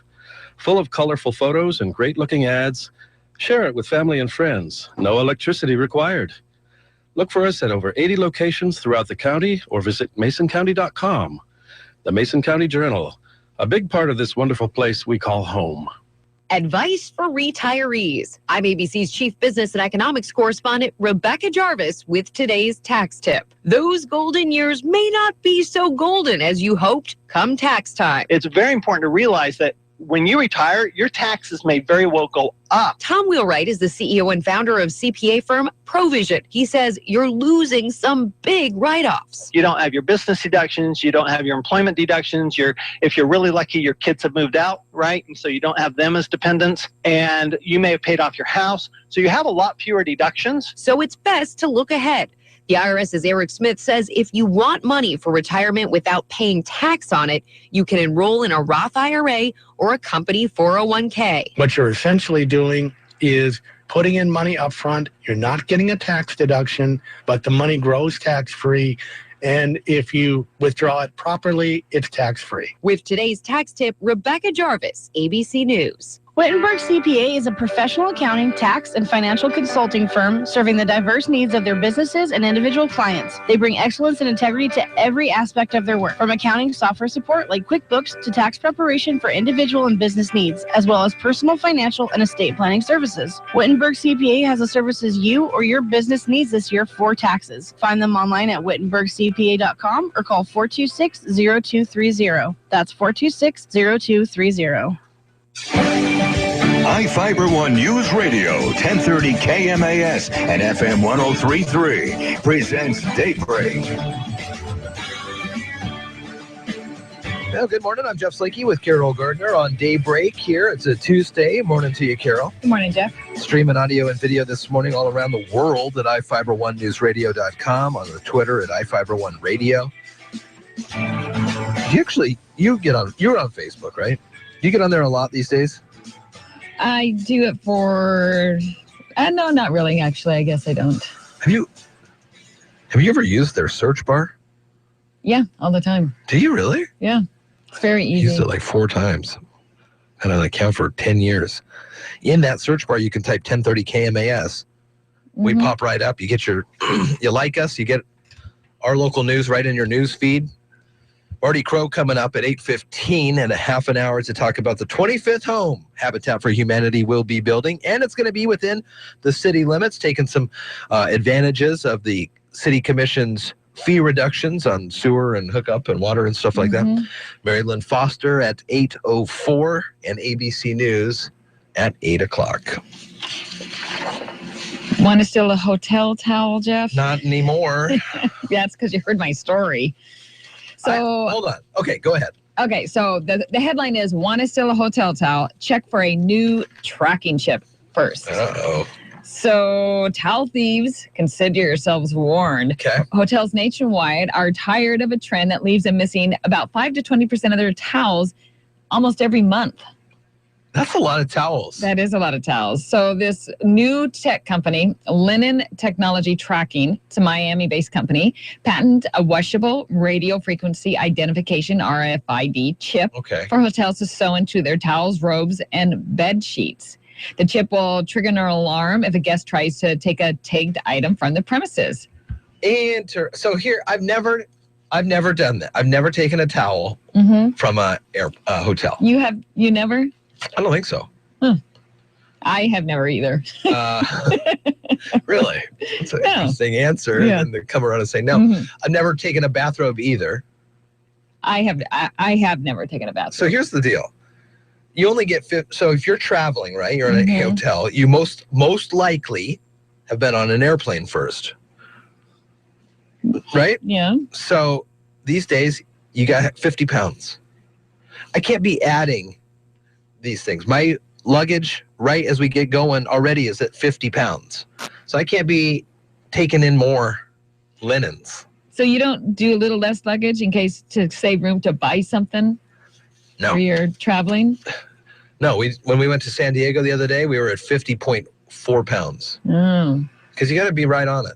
Well, you do. But so here's my question. So the RFID, I've seen this. This is those, I've seen people that sell blockers, RFID blockers, so people can't scan and get your information because these are on all your passports now and your cards. What if, so one of the things that you can do with these towels at the hotel is to go to the hotel pool. Or if you're on a beach, you take the towel out to the beach and you sit on it, right?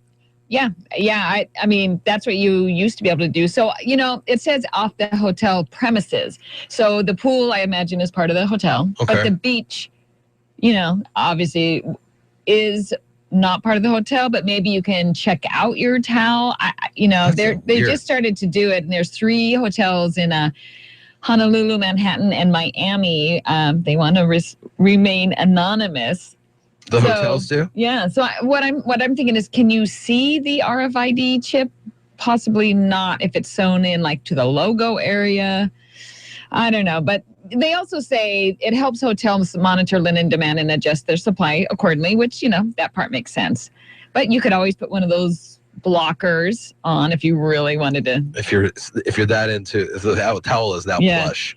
Yeah. I mean, the towels used to be really good, and the robes used to be really good. And then I noticed that they were sort of getting downhill. Yeah. So we'll see. I mean, you can create tech for anything. Is it safe? So they say they lose 5 to 20% of the towels. Is there any money? Yeah, the Honolulu Hotel said they saved nearly $15,000 since implementing the tags last summer. $15,000 in a year? Yes. In less than a year? Yeah. Yeah. And they said their monthly towel theft is now less than a quarter of what it was before. So am I going to see a reduction in hotelier rates? Probably not. No, I don't think so. Well, then what am I? So they're going to save all this money, and then where does it go? Better service? Doubtful. It's money that they don't have to spend getting new towels. Maybe they'll go back and get the better towels. That's a possibility. Interesting. Old Farmer's Almanac now, and a miracle to tell you about after that. You're listening to Daybreak on iFIBER ONE News Radio. It's great for gardeners to have companions, but it's even better for your vegetables. We'll explain today on the Old Farmer's Almanac Radio Report. With more practical tips and useful advice, this is the Old Farmer's Almanac Radio Report for Tuesday, March 29th, the 89th day of the year. Baseball legend Cy Young and Walmart founder Sam Walton were born on this day, and Erno Rubik was granted a U.S. patent for his Magic Cube in 1983.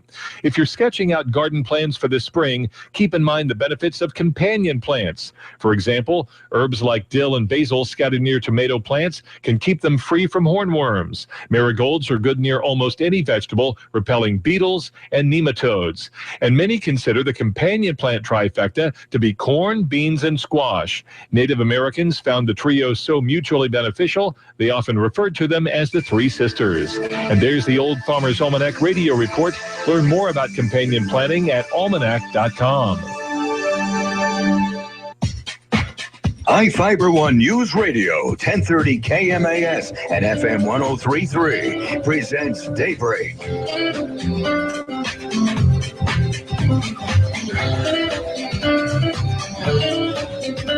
Good morning, and thanks for tuning in to Daybreak. It's 7:51. I'm Jeff Slakey along with Carol Gardner. And Carol, we had a great rest of the show this morning with Marty Crow coming in at 8:15, the Executive Director of Habitat for Humanity. Also Seth Elson today from the Salmon Center for Environmentally Sound. Mary Lynn Foster's news is in less than 10 minutes from now, and ABC as well. It's 7:51, and that's about 40 or so outside. Going to be a nice day today. 12-year-old girl has been wheelchair bound, Carol, for nearly a year. Says she's now regaining feeling in her feet and ankles after a blessing from Pope Francis. And ABC has more on that story this morning. 12-year-old Julia Brazesi was stunned when Pope Francis picked her out of a crowd at JFK Airport for a blessing during his trip to New York last September. The little girl had been unable to walk for nearly a year after losing feeling in her legs and feet. No one could determine the cause, but right after that papal visit, miracles started to happen. A new doctor reached out, offering a more accurate diagnosis. Turns out, Julia had Lyme disease. Her family considers it divine intervention. 7:52 here. It sounded like it all started when he chose her out of an audience. Right. So you even got to wonder there if there was some divine intervention. Yeah, because how does he choose? How did he just looks around and picks somebody. The most woeful looking person. It's hard to say, or maybe, yeah, he just had a thought in his head. Interesting. That's good story. Good news story there. Lyme disease. Is that a curable? Do you know? Do not know. I don't either. 7:53 here at iFIBER One News Radio. The Tacoma City Council is moving toward a plastic grocery ban, despite suggestions that not everyone in the city is on board. The news You're not going to get 100% ever of anything. No, you're not. But this is really close. About 48% of they did a survey, and about 48 survey respondents said yes for the ban, and 42 opposes it. So a little more for it. So that's 88%.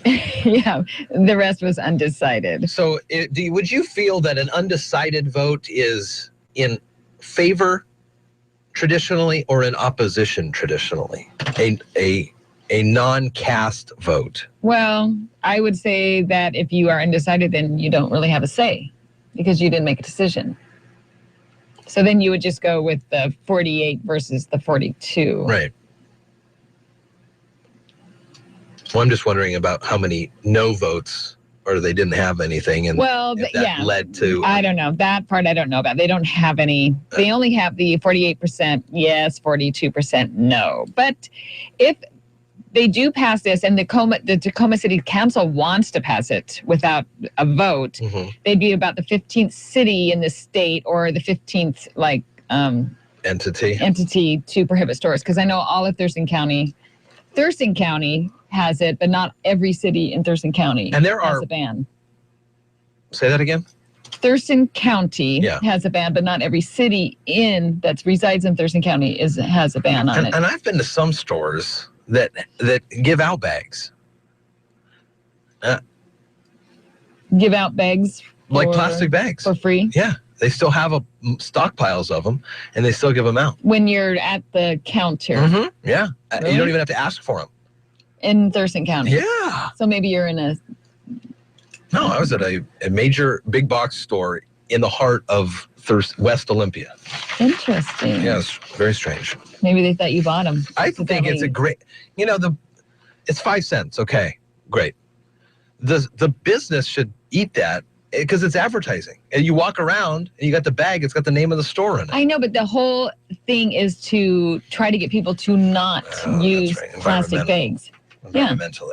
Environmentally, because plastic bags, as we know, pile up and create a huge mess. But I don't know so I told a story this morning about going to buy acetaminophen for Kaiser. And can a business say, we don't want people leaving the store without a bag? Without some sort of notification that you have purchased this, without holding your receipt everywhere? Only to make you feel better? No, so they can get people to buy the bags or to advertise on the side of the bags. No? The whole idea is for people to bring their own bags. Yeah, but That's if the whole nobody idea. brought one, can you make someone get a bag so it doesn't look like they're stealing stuff walking out of the business? I don't think so, but I don't know. You might want to, lobby for that in your next city meeting. Going to the city meeting. Next thing you know, I'll be the president of something like in our homeowners association. New twist in the battle between Apple and the FBI. We've been monitoring this story. Pretty interesting. For the feds to go, hey, we need you, Apple, to open up this phone from the San Bernardino shooter. And Apple says, no way, we're not doing this. And this has been going back and forth for a month or so, maybe even longer than we are aware. So finally, yesterday, they come out and say, hey, guess what, Apple? You know that request? Never mind. The Justice Department has revealed that the FBI has now successfully retrieved the data stored on the San Bernardino terrorist's iPhone and therefore no longer requires the assistance from Apple required by a court order. They had been in a fight with Apple refusing to unlock the phone. Tim Cook telling David just weeks ago, I want to get to what the FBI director, James Comey, has said. He said it's not about a slippery slope. It's about, quote, 14 people who were slaughtered and many more had their lives ruined. Maybe the phone holds the clue to finding more terrorists. Maybe it doesn't. But we can't look the survivors in the eye and ourselves if we don't follow any possible lead out there. Do you understand where he's coming from? I do understand where he's coming from. And this is an incredibly complex issue. To place a backdoor in the iPhone, we believe it does put hundreds of millions of customers at risk. Pierre Thomas, ABC News, Washington. Well, I don't know. What's more at risk now is that Apple didn't create this thing to have its own sort of precautions and allow for a backdoor, or just some random person that we don't even know anything about is able to crack this thing. It's probably an Apple insider. Could be Tim Cook himself. It's hard to say. I mean, maybe it's a whole, conspiracy. It's a I don't know. Crazy story. It is a crazy story, but, like you said earlier, the way to try not to let people get your personal information is to do less. I mean, if you're that concerned about it, do less online, less of a trail. But, it's all out there. Energy Northwest was unexpectedly shut down at its nuclear power plant near Richland. Operators received an indication that the system used to cool equipment wasn't working. Tri-City Herald reports the Columbia generating station was shut down Monday after operators were alerted to problems with the system that uses water to provide cooling to heat exchangers and pumps, including those that control the power level of the reactor. Spokesman Mike Paoli says it seems that a water system valve may not have been in the right position. There's an investigation, however. The plant will be restarted once all systems can operate to the standards put forth. Last time the plant had an unplanned shutdown was in November 2009. There was a hydraulic fuel leak. KMAS Studios at iFIBER ONE Newsradio proudly presents the 2016 Pocket schedules available for pickup now at the old Radio Ranch, 210 West Coda. Come on down, 2nd and Coda in beautiful downtown Shelton. Pick up your Pocket schedule today so you know just when every Mariner game will be on iFiber1newsradio.com. Tomorrow night, public hearing and extended comment period from the Department of Ecology for the state of Washington, hosting a formal hearing on the Shelton C Street landfill tomorrow night, 5:30 to 8:30 at the PUD3 building on East Johns Prairie Road.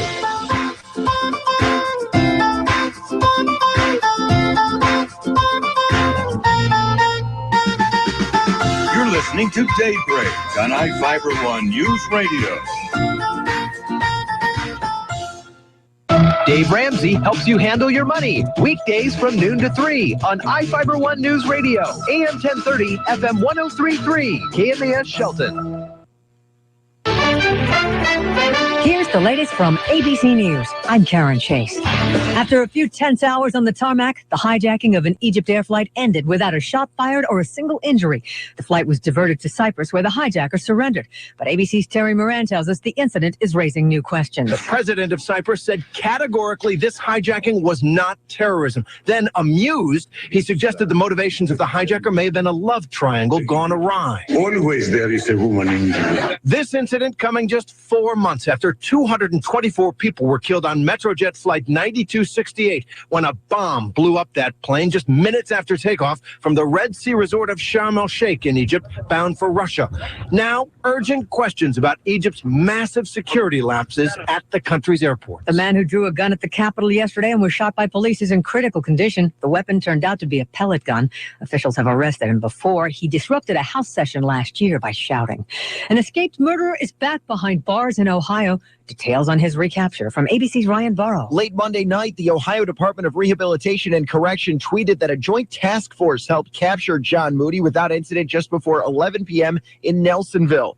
It's unclear what led to the capture. Moody had been missing since Sunday night. The circumstances around the escape also unclear. The 58-year-old was serving 18 years to life for the 2003 beating death of a woman in Cleveland. He was also convicted on charges of robbery and escape. Ryan Burrow, ABC News. The MedStar Health hospital system is dealing with a different kind of virus, a computer virus that's crippled its system. The makers of Campbell's Soup will no longer use bisphenol A in the canning process. The company's phasing it out of concern it could raise the risk of health problems.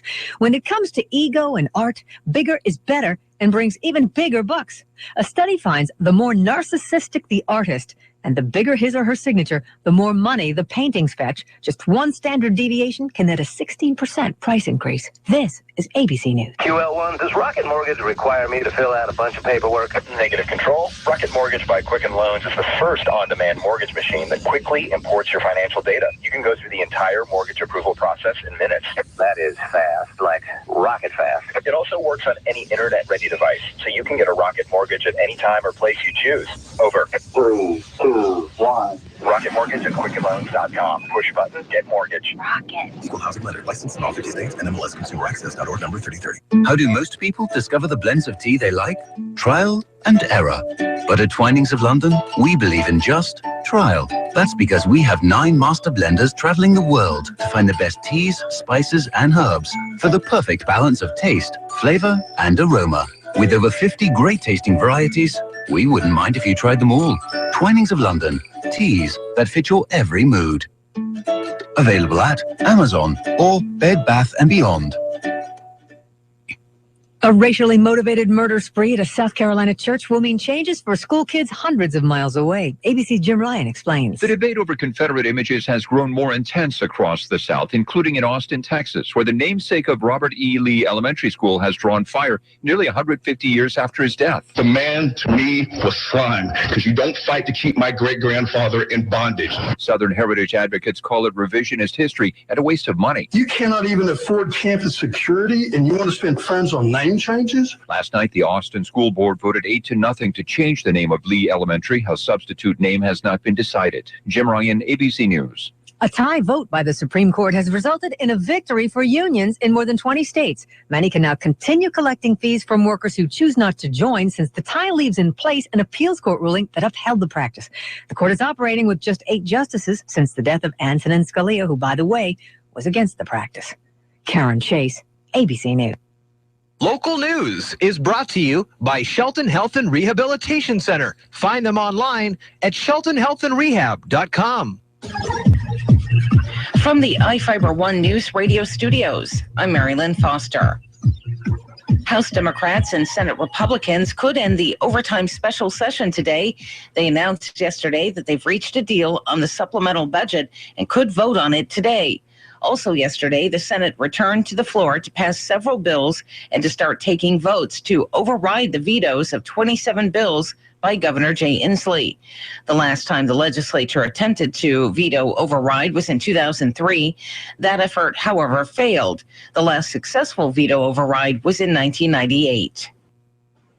Mike Olson, a Shelton contractor and former city commissioner, has volunteered to move the historic Simpson Railroad Dispatch Office that now sits on industrial land being redeveloped for a sawmill.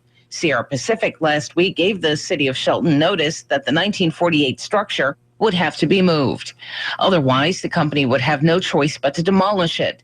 The structure became an issue because electrical infrastructure to the high-tech sawmill will run underneath where the old building rests. Sierra Pacific's new sawmill could be under construction in late spring or early summer. Government permitting at the county, state, and federal levels is an impediment to growth and progress in the aquaculture industry. That was the recurring theme that shellfish growers expressed during last week's Mason County Economic Development Roundtable discussion, the future of aquaculture industry. Director Lynn Longan told Daybreak what they'll do with that information. What we can do is we can look at the county especially. We can look at the county permitting and say, are we duplicating? Are we adding regulation and permits that we don't necessarily need to because it's already being done at state and federal? I don't know. I don't know the answer, but we can definitely look into it. A final aquaculture strategic plan will be presented in July. This week's roundtable discussions will be on the tourism industry. So I think we'll have businesses, the Hood Canal events, as many businesses that are affected by the tourism industry as possible. And then I think we're going to get people that are just plain interested in the tourism industry and want to have a voice and help make sure that we're going in the right direction. That includes the hotels around here too? Yes. And then I think also we'll really try to push out to everyone that, you can go to the website once we get the notes and stuff done up, that you can go to the website and you can add your comments also. The goal of the roundtables is to retain businesses in Mason County and help them grow and expand. Get more information on the EDC's website at choosemason.com. For iFIBER One News Radio, 1030 KMAS and FM 103.3, I'm Marilyn Foster. Science Fantastic with Professor Michio Kaku. Saturdays at 5, Sundays at 6 on iFIBER One News Radio. Because of the fact there's been a revolution in paleontology with regards to how we view the dinosaurs. When I was a kid, we learned the dinosaurs were cold-blooded, lumbering creatures, kind of dim-witted. They didn't nurture their young, and that's why they went extinct. They were simply too stupid. Well, now we realize that we were pretty much wrong in how we view dinosaurs.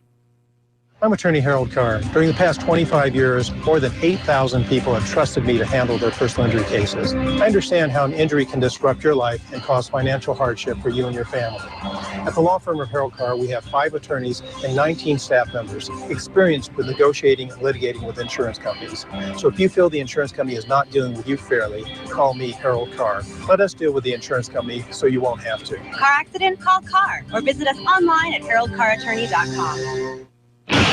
Now, from the all-new Gillis Auto Center Sports Desk, here's Jeff Slinky.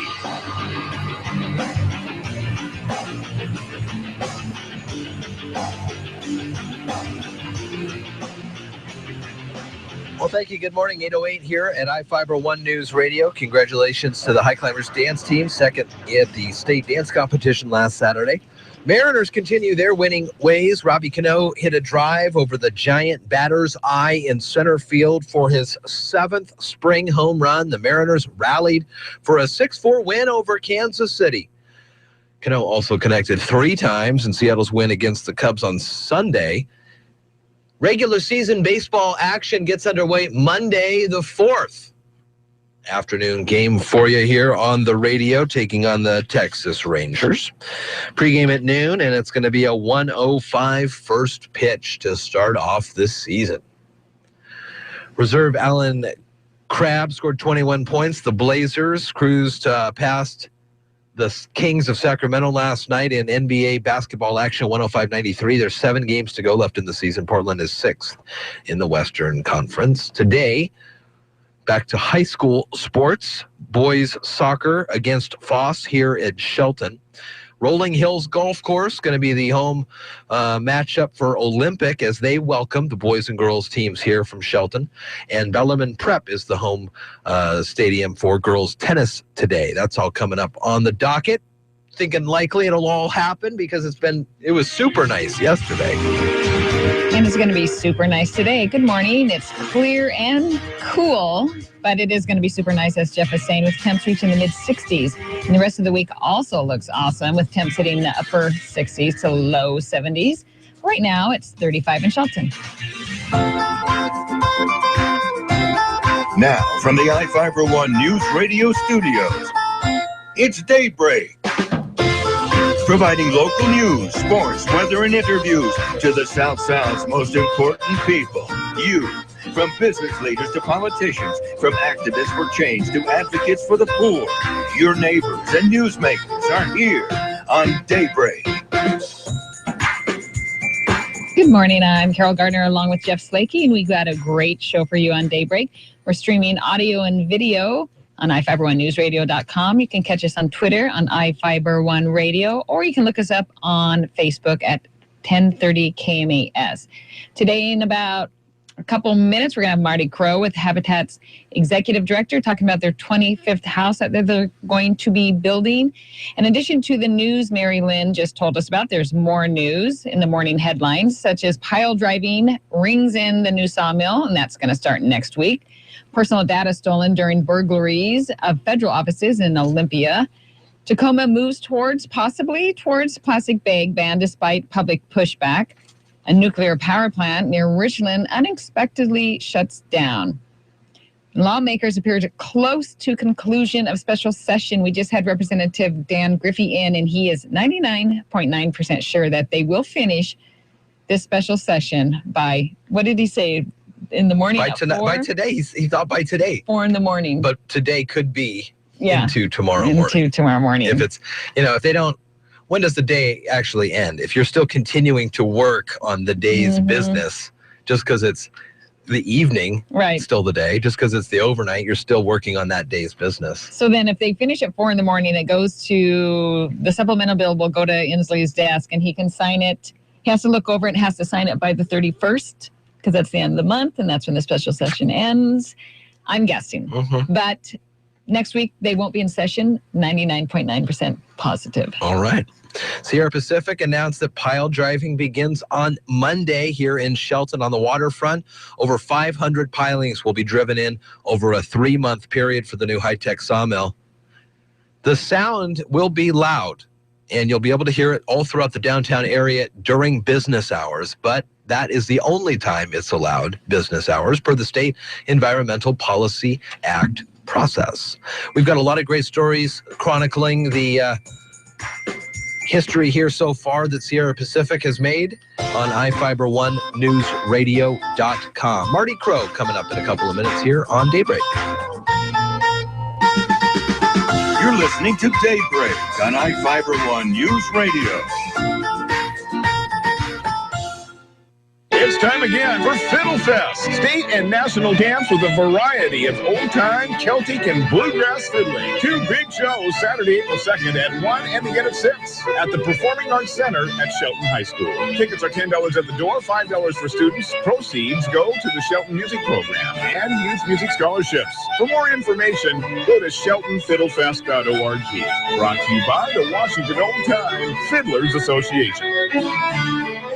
Washington Health Plan Finder offers many health plan options to meet a diversity of needs. And as your needs change with marriage, family, or other life-changing events, you can change your health plan too. In an effort to make sure everyone is well covered, Mason General Hospital provides a service to help register people with a plan that suits their needs. Simply go online to masongeneral.com and click on Washington Health Plan Finder to browse the various plans available. Then call Mason General's project supervisor, Susanna Lopez, at 432-7766. Mason General Hospital and Family of Clinics. Equal opportunity provider. Translation services provided. Mason General and Family of Clinics. There's no place like home. Getting home safely is just a click away. Find the right seat for your little one's age and size. Visit safercar.gov/the right seat for more information. Brought to you by the National Highway Traffic Safety Administration and the Ad Council. This is Kathy. The best way to keep current on local news and issues is by subscribing to the Mason County Journal. The importance of subscribing to the paper hit home when the marijuana businesses started cropping up in local neighborhoods and people called the paper saying they hadn't heard about the zoning changes. I had to inform the callers that this issue had been discussed in the paper for many months, and the best way to know what was happening in their community was to read the local newspaper. As a result, many of them started up a subscription. Call 426-4412 or visit masoncounty.com to start your subscription today. iFIBER1 News Radio, 1030 KMAS and FM 103.3 presents Daybreak.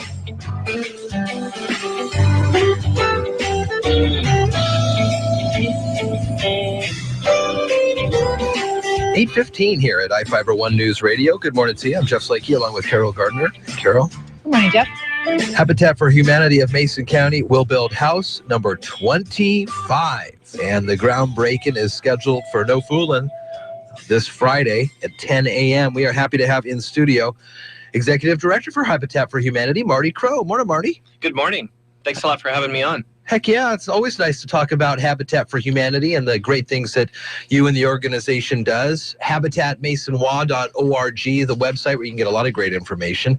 This is a big deal here, house number 25. It is, absolutely. It's, as you said, no fill in April 1st. We thought it was a great day to have the groundbreaking. We also are enjoying our 20th anniversary on that same day of the affiliate. In 20 years, we've built 25 homes. This last year, we spent a great deal of time supporting about 40 families in home preservation activities, helping them maintain and restore and stay in their homes.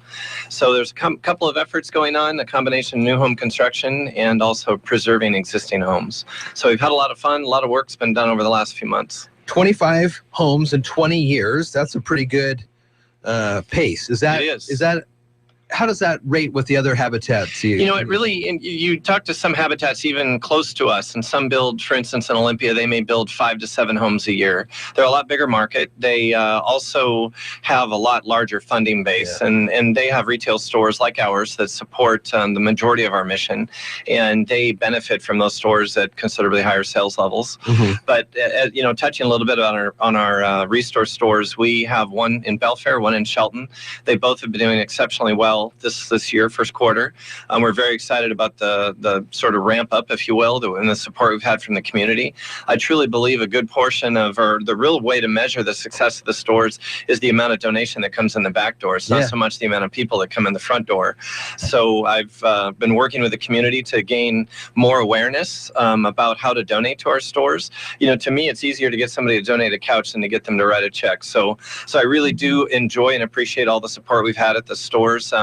The incremental increase we've seen in store business is probably going to help us start another house a lot sooner than we originally predicted. Oh, that's Hopefully great. Later this year, we'll see how this one goes. We're planning to complete this one sometime in late third quarter, early fourth quarter. So that would be sometime in the October timeframe. And as you mentioned, it's house 25. We are actually building here in the city, and we're excited about that. We're building just literally about 4 or 5 blocks from our store up on Mountain View. The lot is on the corner of I Street and Washington Street. So there's already a sign up there. We're doing the groundbreaking. We're going to have quite a few people out, along with the family, the selected family, to join us on Friday morning. And so how does somebody get on that list to be a selected family? So there is an annual recruiting process that our family selection team goes through. They put a call out for people to apply, and then they are screened by the family selection committee. And I've been told by the committee there's really 3 primary criteria in their selection. One is the family has to have the need. So through family interviews and family visits, home visits, they identify need. The second is they have to have the willingness to partner with us. Many people don't know that becoming a Habitat family is a lot more involved than just getting the support of a new house. They have to partner with us. They have a sweat equity requirement. They have to go through classes. And then the third criteria is that they have to have the ability to pay the mortgage. And for a lot of people, they don't know that Habitat actually sells the homes. The benefit we bring is a low-cost home. We also bring it to the family at 0 interest. So they're getting a 30-year mortgage at 0 interest. And in today's market, that's really, really good. Yeah. It is... you know, the entry point at the entry-level houses can be anywhere from $400 to $500 a month in mortgage payment. That's all in with their taxes and insurance, where if you compare that to today's rents, it's considerably less. So it's a great opportunity for us to help people. And our motto is to give a hand up, not a hand out. So that helps us support families in getting them in a home and hopefully get their children in an environment where they can live in a stable environment and go to school. I think last time I was here, I talked about that's the thing that really motivates me, is getting young people in an environment where they can be successful. So does the family get to help design the look of the house, or? No, we actually right now are working off a couple of canned designs that we've built in the past. We do get their input in colors and yard, you know, configuration and that sort of thing. But for the most part, the design is set. It's we have gone to using a laminate flooring solution. So we have kind of a solid floor throughout the house, which which makes it a lower maintenance and easier to clean. The house is very efficient. The houses are very efficient. They're built to Energy Star standards. They also use a small heat pump system, which is very efficient in heating. So there's a lot of benefits that come with new construction in that you're gaining the efficiency with a lot less utility use. So that's good. Is this going to be your first home build as the executive director? It is, absolutely. So it was kind of interesting. About 3 weeks after I came on board in November, I actually got to go through the house dedication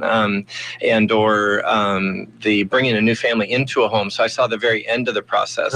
And now 3.5, 4 months later, now I'm working on the very beginning of the process. In the elements over the last few weeks, we've been working to close on this piece of property in Mountain View, and now starting the groundbreaking and then moving into construction very quickly. So it's kind of unique in that I saw the finish and now I'm starting the beginning. So it's been a great time. Been having a lot of fun. I'm really excited about all of our volunteers. I know our board is really, really excited about the energy created around Habitat and the positive feeling we're getting from the community. And the board's excited to build here in the city of Shelton and also helping meet some of the needs of our family members here. So I know you're really busy as the executive director, but do you get a chance to swing the hammer around at all during these builds? Well, I actually teased our construction leader that I'll probably keep my bags laying in my office and I can actually walk from the office down to the house site so I could change in my office and go down. And yeah, I plan to help at least a few days a month. One thing that I should touch on is we have a great deal of energy around team builds, which is organizations, whether it's a civic group or a corporate organization coming to help us on a build day. And we've already, I think, identified 12 teams that have signed up and sort of penciled into the schedule to come help us. So I'm really excited about being involved in those days. I might be stuck cooking for them or I might be swinging a hammer. We'll see how things go. So, but I'm excited to do either way. If people want to volunteer either in the store or on the build sites, website habitatmaisonwa.org, yes. or just go into the You can come right into the store. We have a great volunteer coordinator. Her name is Kathleen, and she'd be willing to take an application from you and find out what your skills are and then figure out where we can best fit you to support us. So I know that spring is here, and when I go into the store to check out for, various gardening things. There's always something that you can find there at the Habitat store. And you get new items every day, and it's a pretty good refresh, too. Yeah, it really is. Both here in Shelton and up in Belfair, it's amazing. Just me being in the store, as I said earlier, every day, it's amazing the turnover you see. And our trucks are out picking up in the community. That's one thing I should make a point of. Call our store, ask us to come pick up for you. We'd be happy to do that. Takes a lot of the burden away from having to move furniture around. Our young guys can come in, lift it right out of your house and put it in our truck. So every day our truck comes back 2 or 3 times loaded, completely loaded, full of stuff. And you'd be amazed at what comes through the store. So it's literally every day new truckloads of stuff are coming in. So I encourage people to donate. Don't hesitate to call us and schedule a pickup. That's the easiest way for people to donate. And on your website, it tells you what you can donate and what you can't donate? It does. Yeah, it does. There's just very limited items that we don't take. For the most part, just about anything house related. As you know, we're sort of geared towards construction and materials related to that. But I'll be honest with you, we sell a lot of couches and a lot of recliners. Well, I can tell you that all 4 of the tables in studio all came from the Habitat store. And the team yesterday just unloaded about 65 more tables like this. Oh my God. And about 30 more office chairs. So if anybody needs office furniture, come see us. We may be up there later today when it opens up.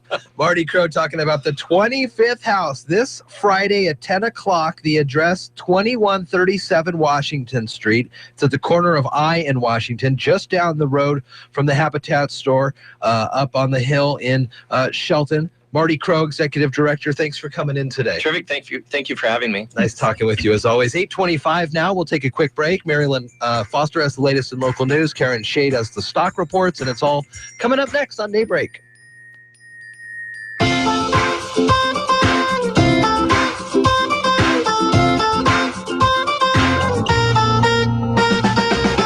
You're listening to Daybreak on iFIBER ONE Newsradio. Presenting another Olympic Coast Minute. I've been coming to Iron Springs for about 40 years. First as a child with my parents, then as a teenager, then with my husband. We've brought friends, neighbors, in-laws, a few miscellaneous boyfriends of my sister, carried grandma over streams on the beach, and now I'm back with our 2 lovely daughters. Iron Springs Resort is where special memories are kept. Iron Springs consists of 25 classic, historic oceanfront cabins, lovingly renovated, with wood-burning fireplaces, uninterrupted ocean views, fully stocked modern kitchens, Wi-Fi, and widescreen TV. It gets better. Iron Springs is offering you their spring special. Book 2 nights, and the 3rd night is on us. Stay 3 nights and pay for only 2. For details, visit us at ironspringsresort.com. ironspringsresort.com. This Olympic Coast Minute was brought to you by Iron Springs Resort in Copalis Beach, where the ocean and seagulls greet you every day. iFIBER One News Radio, 1030 KMAS and FM 103.3 presents Daybreak.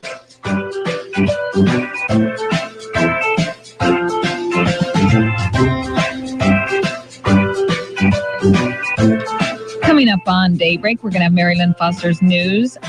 She's going to talk about the special session that could be coming to a close. A former city commissioner has volunteered to move historic building and permits hampering growth and progress in the aquaculture industry. And this week's roundtable topic is tourism. Yeah, we talked with Lynn Longan from the EDC yesterday. She's the director of the Mason County EDC about their weekly roundtables. Last week it was aquaculture. They had some of the major players of the industry sit around and talk about things that could help them. And one of the things that they talked about was the permitting process. And, you know, oftentimes you have to go each level, you know, because the aquaculture industry, they're in the water, which is often maintained by city, county, state, federal, tribal, you know, all sorts of people getting in there. So permits are potentially required on almost every level there, and could be hampering some of the growth. Pretty interesting. 8:27 now at iFIBER ONE Newsradio.com on the Twitter. You can follow us along. And also, we have these lists that Carol has put together that talk about emergency lists or public lists or on-air folks that we have on the air lists. These are publicly accessible, right? People can go there and see these lists on the that we Twitter have. feed? Yeah. Yes. If you are a Twitter person, all you do is look for the lists tab, and then you can find out all the lists that people have made public. Okay. Very interesting, and that is a good resource to have to know about what's happening with Washington traffic or other news agencies reporting on information. Continuing on with the Supreme Court watch, you know, we're still at 4-4. Antonin Scalia passed a couple months ago or something like that, and they're looking to maybe get that Merrick Garland guy in.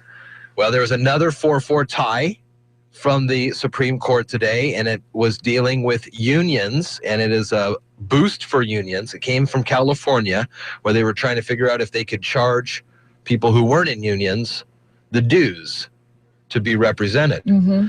And I'm going to say, if Antonin Scalia was on there, that very likely would have gone against the unions in a 5-4 decision. But now it upheld what the lower court said for the 4-4 tie. That continuing.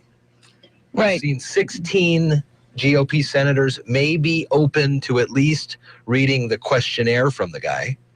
So then they can make votes without having their just ninth judge? Yeah, 4-4. Or, I mean, because that's how the court is split. It was a 5-4 more conservative court. Right. Now it's 4-4 straight up. Right, but they're still wanting to put somebody else on the bench. Yeah, because you can't go through the whole rest of the time tying. Right, but I was just wondering if they could actually make a vote without having that ninth person on there, that they can, you know, I was wondering if they had to. I mean, they could be a 5-3.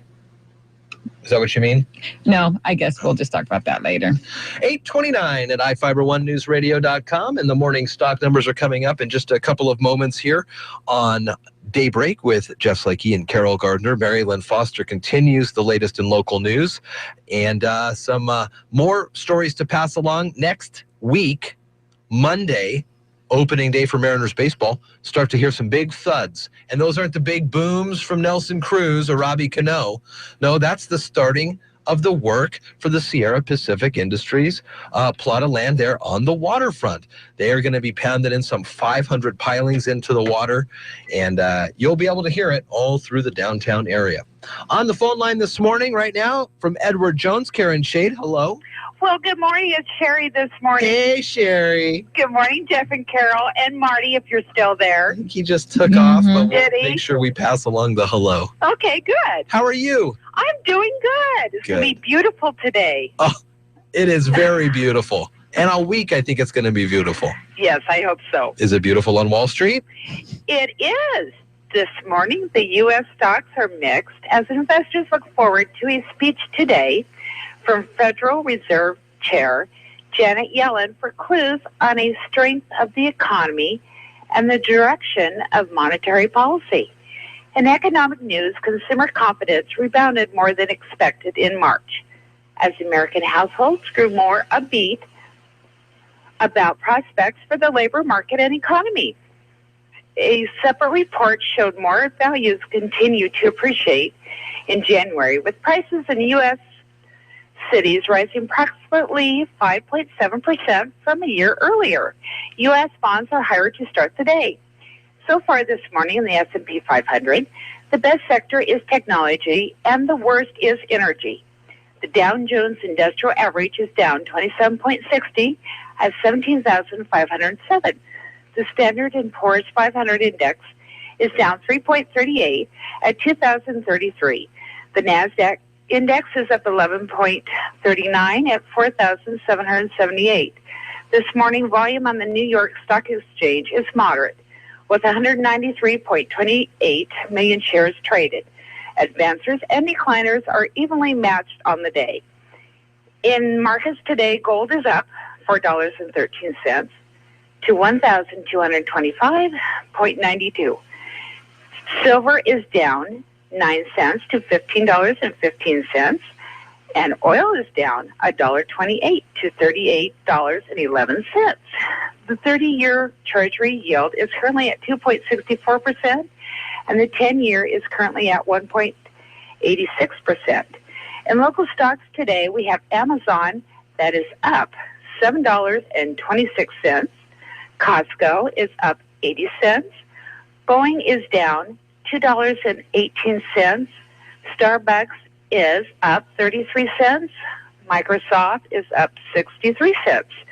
This is Sherry Smith of Edward Jones, a member of the SIPC, serving individual investors with personalized attention and long-term financial advice. You can get a hold of us at 1051 Southeast State Route 3, Suite E here in Shelton. You can give us a call at 426-4590. Have a great day, everyone. All right, Sherry, good talking with you. Bye. Bye. 8:33 now at iFIBER ONE News Radio. Julian Salmon's coming up for Environmentally Sound in a couple of moments. Mary Lynn Foster has the latest news now. ABC Sports as well. It's all coming up on Daybreak.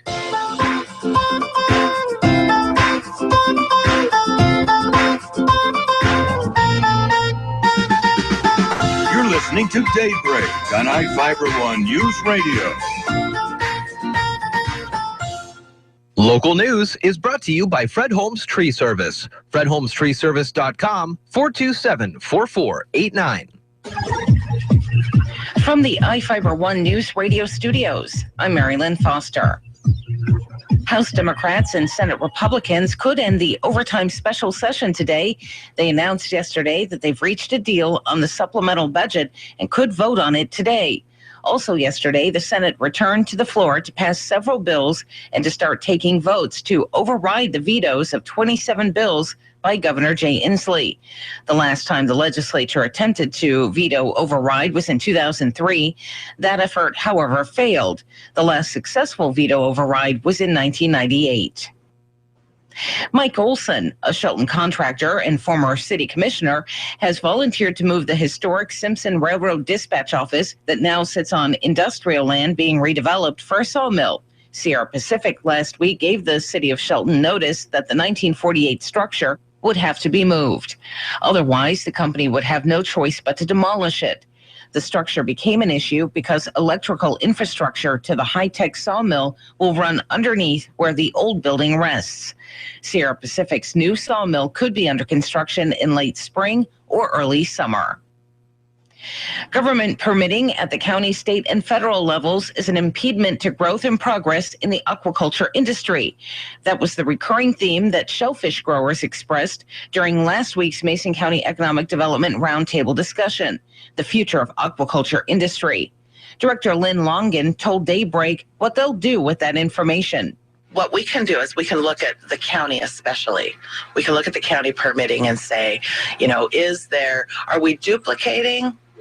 Are we adding regulation and permits that we don't necessarily need to because it's already being done at state and federal? I don't know. I don't know the answer, but we can definitely look into it. A final aquaculture strategic plan will be presented in July.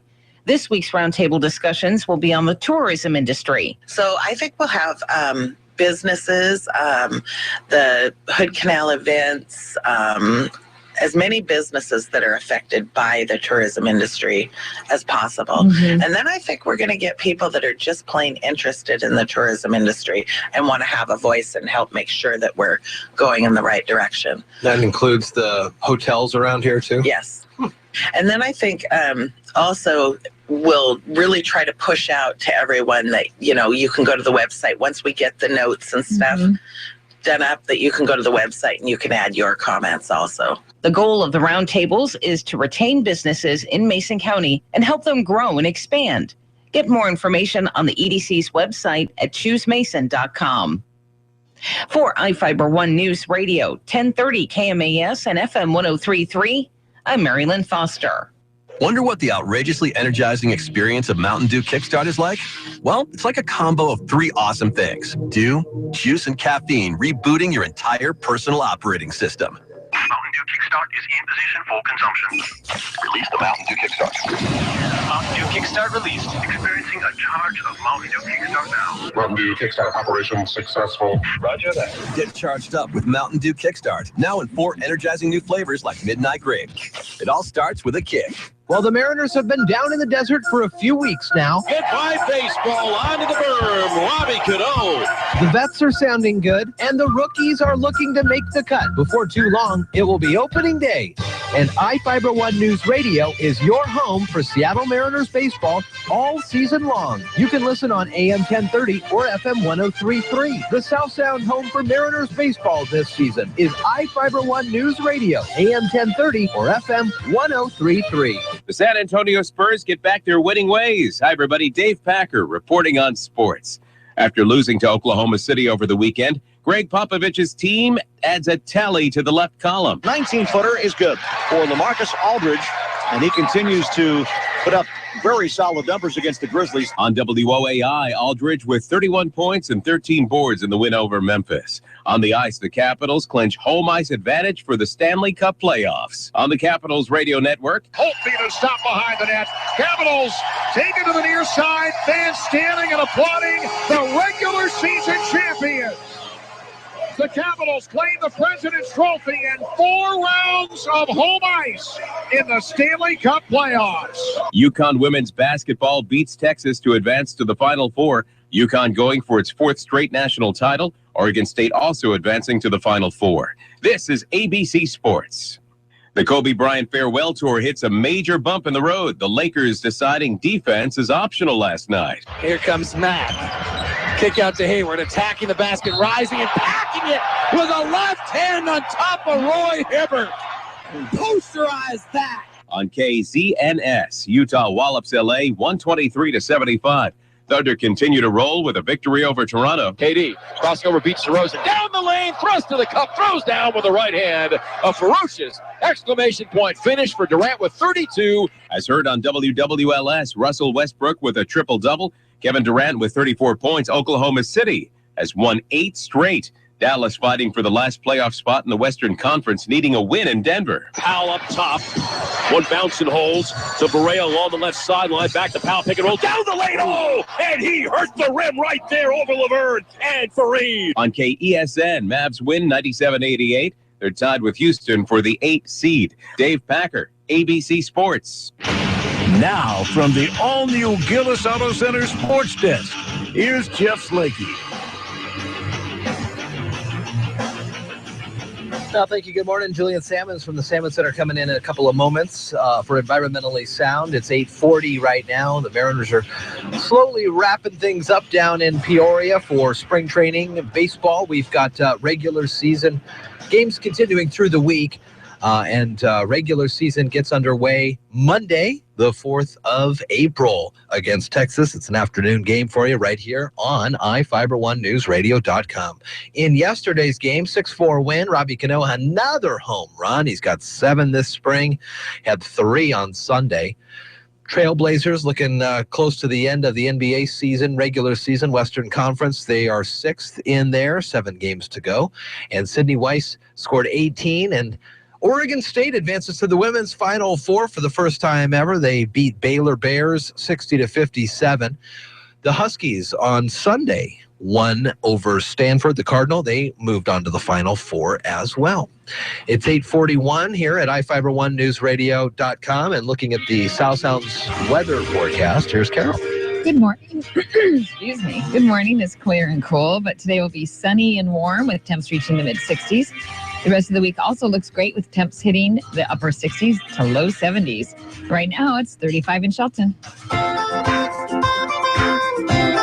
Now, from the iFIBER1 News Radio studios, it's Daybreak. Providing local news, sports, weather, and interviews to the South Sound's most important people. You. From business leaders to politicians, from activists for change to advocates for the poor, your neighbors and newsmakers are here on Daybreak. 8:41 here at iFIBER1 News Radio. Also streaming online, audio and video at iFIBER1NewsRadio.com. You can follow us on Twitter at iFIBER1 Radio and Facebook.com/1030KMAS. It's 8:42 right now, and our Environmentally Sound segment is coming up in just a couple of moments, and Julian Salmons will be in to talk about the on-site septic research project, which is going on, and talking about some of the tests that they're doing and some of the results that they're getting. It's all coming up next here on Daybreak on iFIBER1 News Radio. You're listening to Daybreak on iFIBER1 News Radio.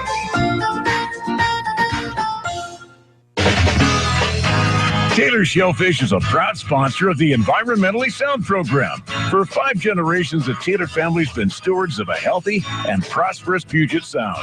In partnership with nature, Taylor Shellfish brings you the freshest, most sustainable shellfish you'll ever eat.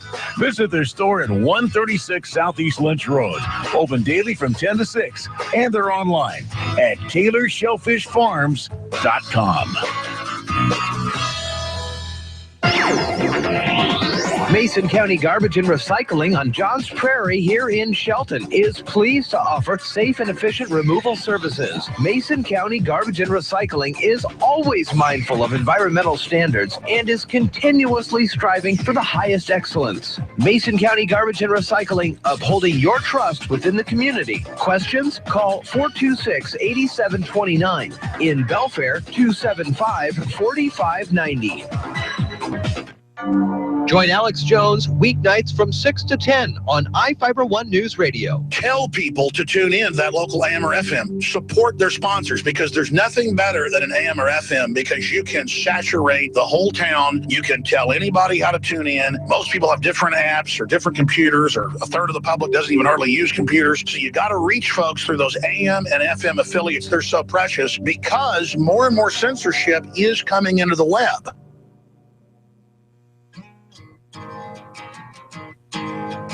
Hi guys, Kat here with iFIBER1 News Radio. What if I told you that radio advertising is far more effective than print media? Think about all of your customers driving to work, appointments, or events, all the while listening to the radio. Imagine your commercial airs on iFIBER1 News Radio and the customer decides, hey, I'm right by there.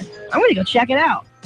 Radio captures you and literally speaks to you and your customers several times a day. This enables you to build a unique message that reminds your customers what you have to offer. Remember, your customers can either drive to you or through you. And here at iFIBER ONE News Radio, we want to direct customers to you. Being the only talk radio formatted station in the entire South Sound region, we have an entire new market for your business to advertise in. As your sales lady, I take pride in providing your business with the best advertising because I want your business to succeed. So call me today at 360-463-2558 and ask for Kat.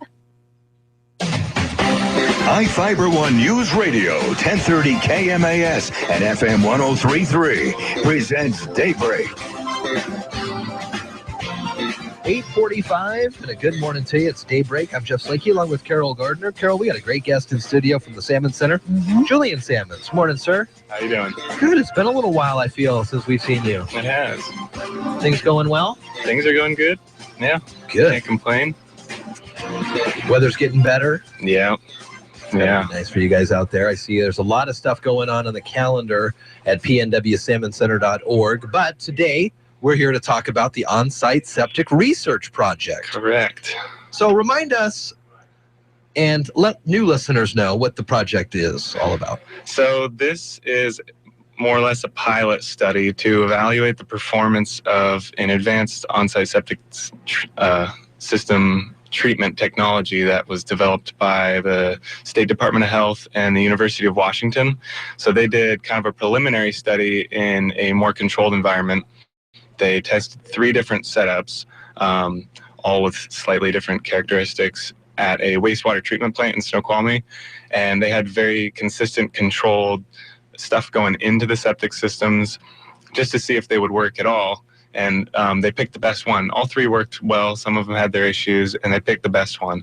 And so we've implemented 2 of those, and we're doing a 2-year study, monitoring monthly, to look at how those are removing nitrogen and a couple other parameters that we're keeping our eyes on. So is this a structural, the system is a structural pilot project, or you're using certain chemicals or So it's a retrofit to an existing septic system.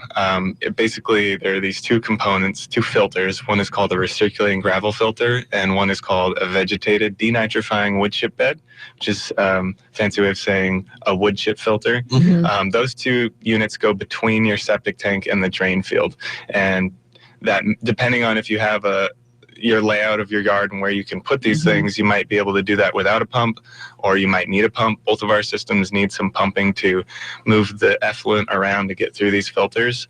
But the recirculating gravel filter is just a big box full of gravel, basically, and it pumps the effluent through that, and that does a process known as nitrification, and then denitrification is the process that happens in the wood chip bed, and that results in the nitrogen going out as nitrogen gas, basically, when it's performing well. I mean, there's always going to be some going out, but we've had varied results depending on how, lots of variables, and that's the point of the study, is to figure out what kind of controls how well the nitrification and denitrification is working in these 2 components. Okay, so because usually you have your septic box and then it goes out to your rocks or whatever, which is your drain field. Yeah. So that's in between those. Yeah. So you're hoping to get rid of some of the stuff before it hits it goes into the water system or the groundwater system. Exactly. Nitrogen's the primary concern.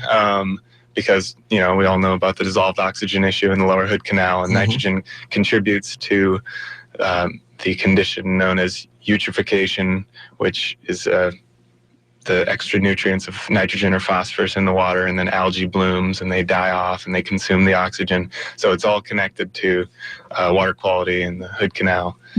But this technology would be applied more broadly than just the hood canal if it proves to be very favorable results. If I remember, this is being put on, people signed up for this, or to get this in the systems, or where are these systems? So we have one at the Salmon Center, and then we only have one other one, which is at a private owner in Union. And they have their different characteristics. The Salmon Center is a business, so you have usage, basically business hours, and pretty consistent. People aren't doing laundry, taking showers like that. And then you have the private landowner who has a little bit different regime of flows, basically. Sure. And so that's interesting to compare those. Huh. Yeah. So how long is the project going to last? And so we get our results? Yeah, we started sampling in September of 2014, and we're going through August. So basically 2 full years, 24 months of sampling, and then I'll be hiding away, working on a report for a while and getting that out, and that should be a pretty interesting document, kind of outlining all the little idiosyncrasies that went into adjusting the system, the notes I take in the field, and how it seems like these systems are performing and what's affecting that. And this is the only project in Washington that's happening right now?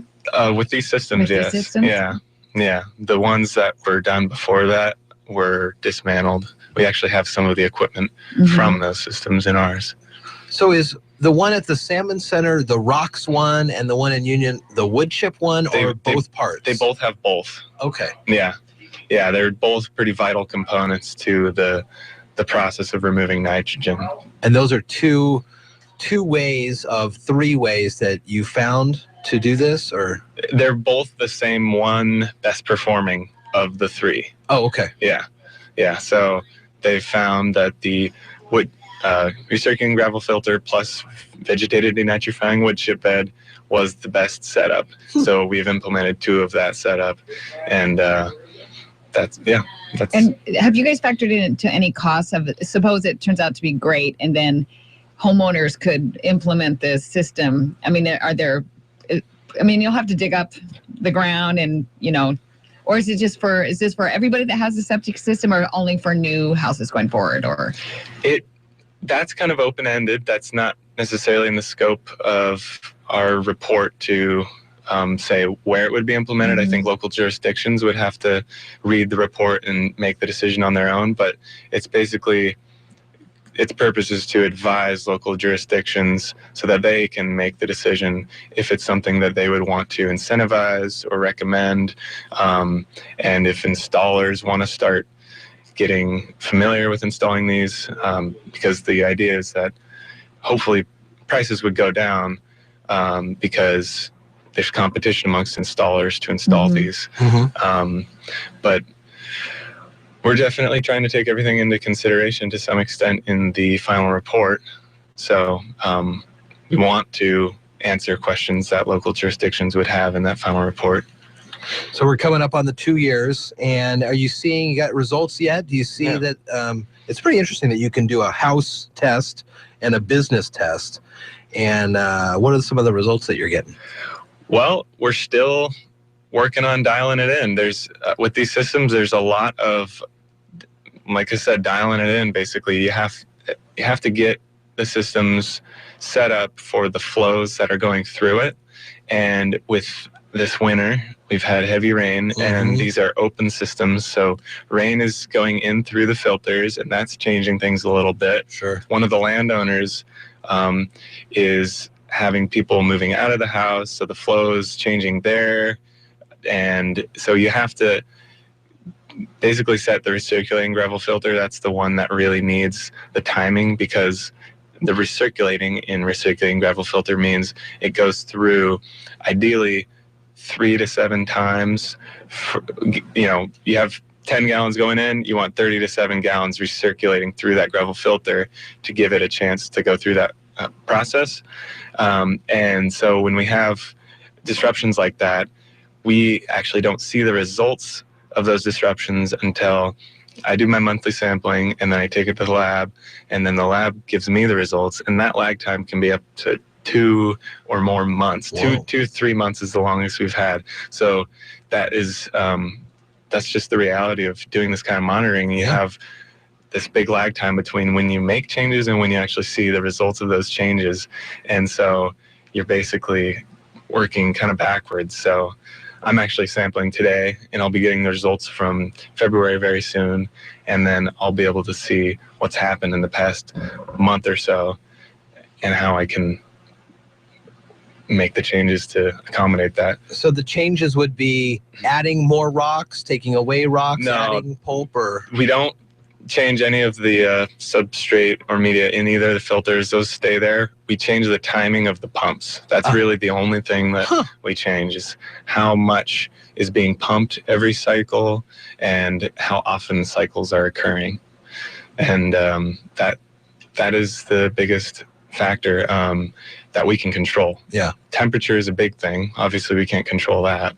There was everyone who is familiar with these systems has expected that low temperatures would slow down the process, particularly in the wood chip bed. Mm-hmm. And we've observed that, but we're still seeing decent results. Yeah. Wow. This is quite the study here. Mm-hmm. 2 years in the making. Coming up this September is the second year. Yeah. And eventually a big report will be out on this, and potentially years down the road, you could see this as being part of a septic system. Potentially, absolutely. From you guys. That's great at the Salmon Center. Yeah.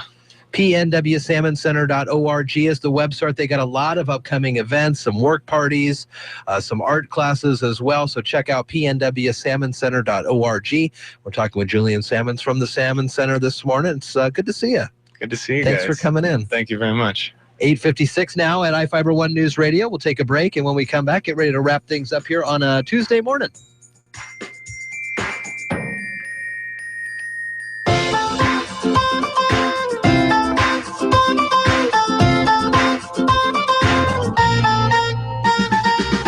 You're listening to Daybreak on iFIBER ONE News Radio. It's great for gardeners to have companions, but it's even better for your vegetables. We'll explain today on the Old Farmer's Almanac Radio Report. With more practical tips and useful advice, this is the Old Farmer's Almanac Radio Report for Tuesday, March 29th, the 89th day of the year. Baseball legend Cy Young and Walmart founder Sam Walton were born on this day, and Erno Rubik was granted a U.S. patent for his Magic Cube in 1983. If you're sketching out garden plans for this spring, keep in mind the benefits of companion plants. For example, herbs like dill and basil scattered near tomato plants can keep them free from hornworms. Marigolds are good near almost any vegetable, repelling beetles and nematodes. And many consider the companion plant trifecta to be corn, beans, and squash. Native Americans found the trio so mutually beneficial, they often referred to them as the Three Sisters. And there's the Old Farmer's Almanac Radio Report. Learn more about companion planting at almanac.com. iFIBER ONE News Radio, 1030 KMAS and FM 103.3 presents Daybreak.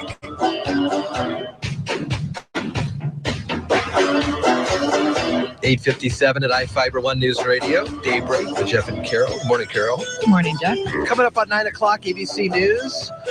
Marilyn Foster is the latest in local news. Looks like Donald Trump's campaign manager was charged for grabbing a reporter. They'll have news on that at the ABC. Corey Lewandowski, misdemeanor battery. That's the latest breaking news there on the political front, looks like. 8:57 at iFIBER ONE News Radio. And good morning to you. So tomorrow's Wednesday. We'll talk with 35th Representative Drew McEwen. Hopefully, we'll talk with them. First question is, so that session. Yeah. Instead of this session. Exactly. Look likely to finish that up today. 8:15 tomorrow, transit talk, also port of call. Throughout the rest of the week, we continue on with Fiddle Fest. Will and Laura Farr coming in Thursday at 8:15, and we've got more passes to give away. Finish up our National Nutrition Month conversation with Joe from Adopt a Pet, talking about the nutrition needs of your pets. We just had Simon get his teeth cleaned. He's a dog. You had your cat's teeth cleaned or no? No. That wasn't part of it? No. So the dog, Simon had to go under, and always nervous about that stuff, but he came out of it good. His teeth look great. And nutrition, the topic. Also Bud Blake, Thurston County Commissioner, on Friday. And Brad Miller from Graduation Matters Shelton will be in. Another addition to the show for the rest of the week. It's 8:59, and that puts the wraps on this Tuesday morning. Tom Hartman coming up. Dave Ramsey, Mariners baseball today, getting ready for the opening season here. Opening day, April 4th against Texas. Going to be a great season for the Mariners. Come on by the studio. pick up your pocket schedules. You're listening to Daybreak on iFIBER One News Radio.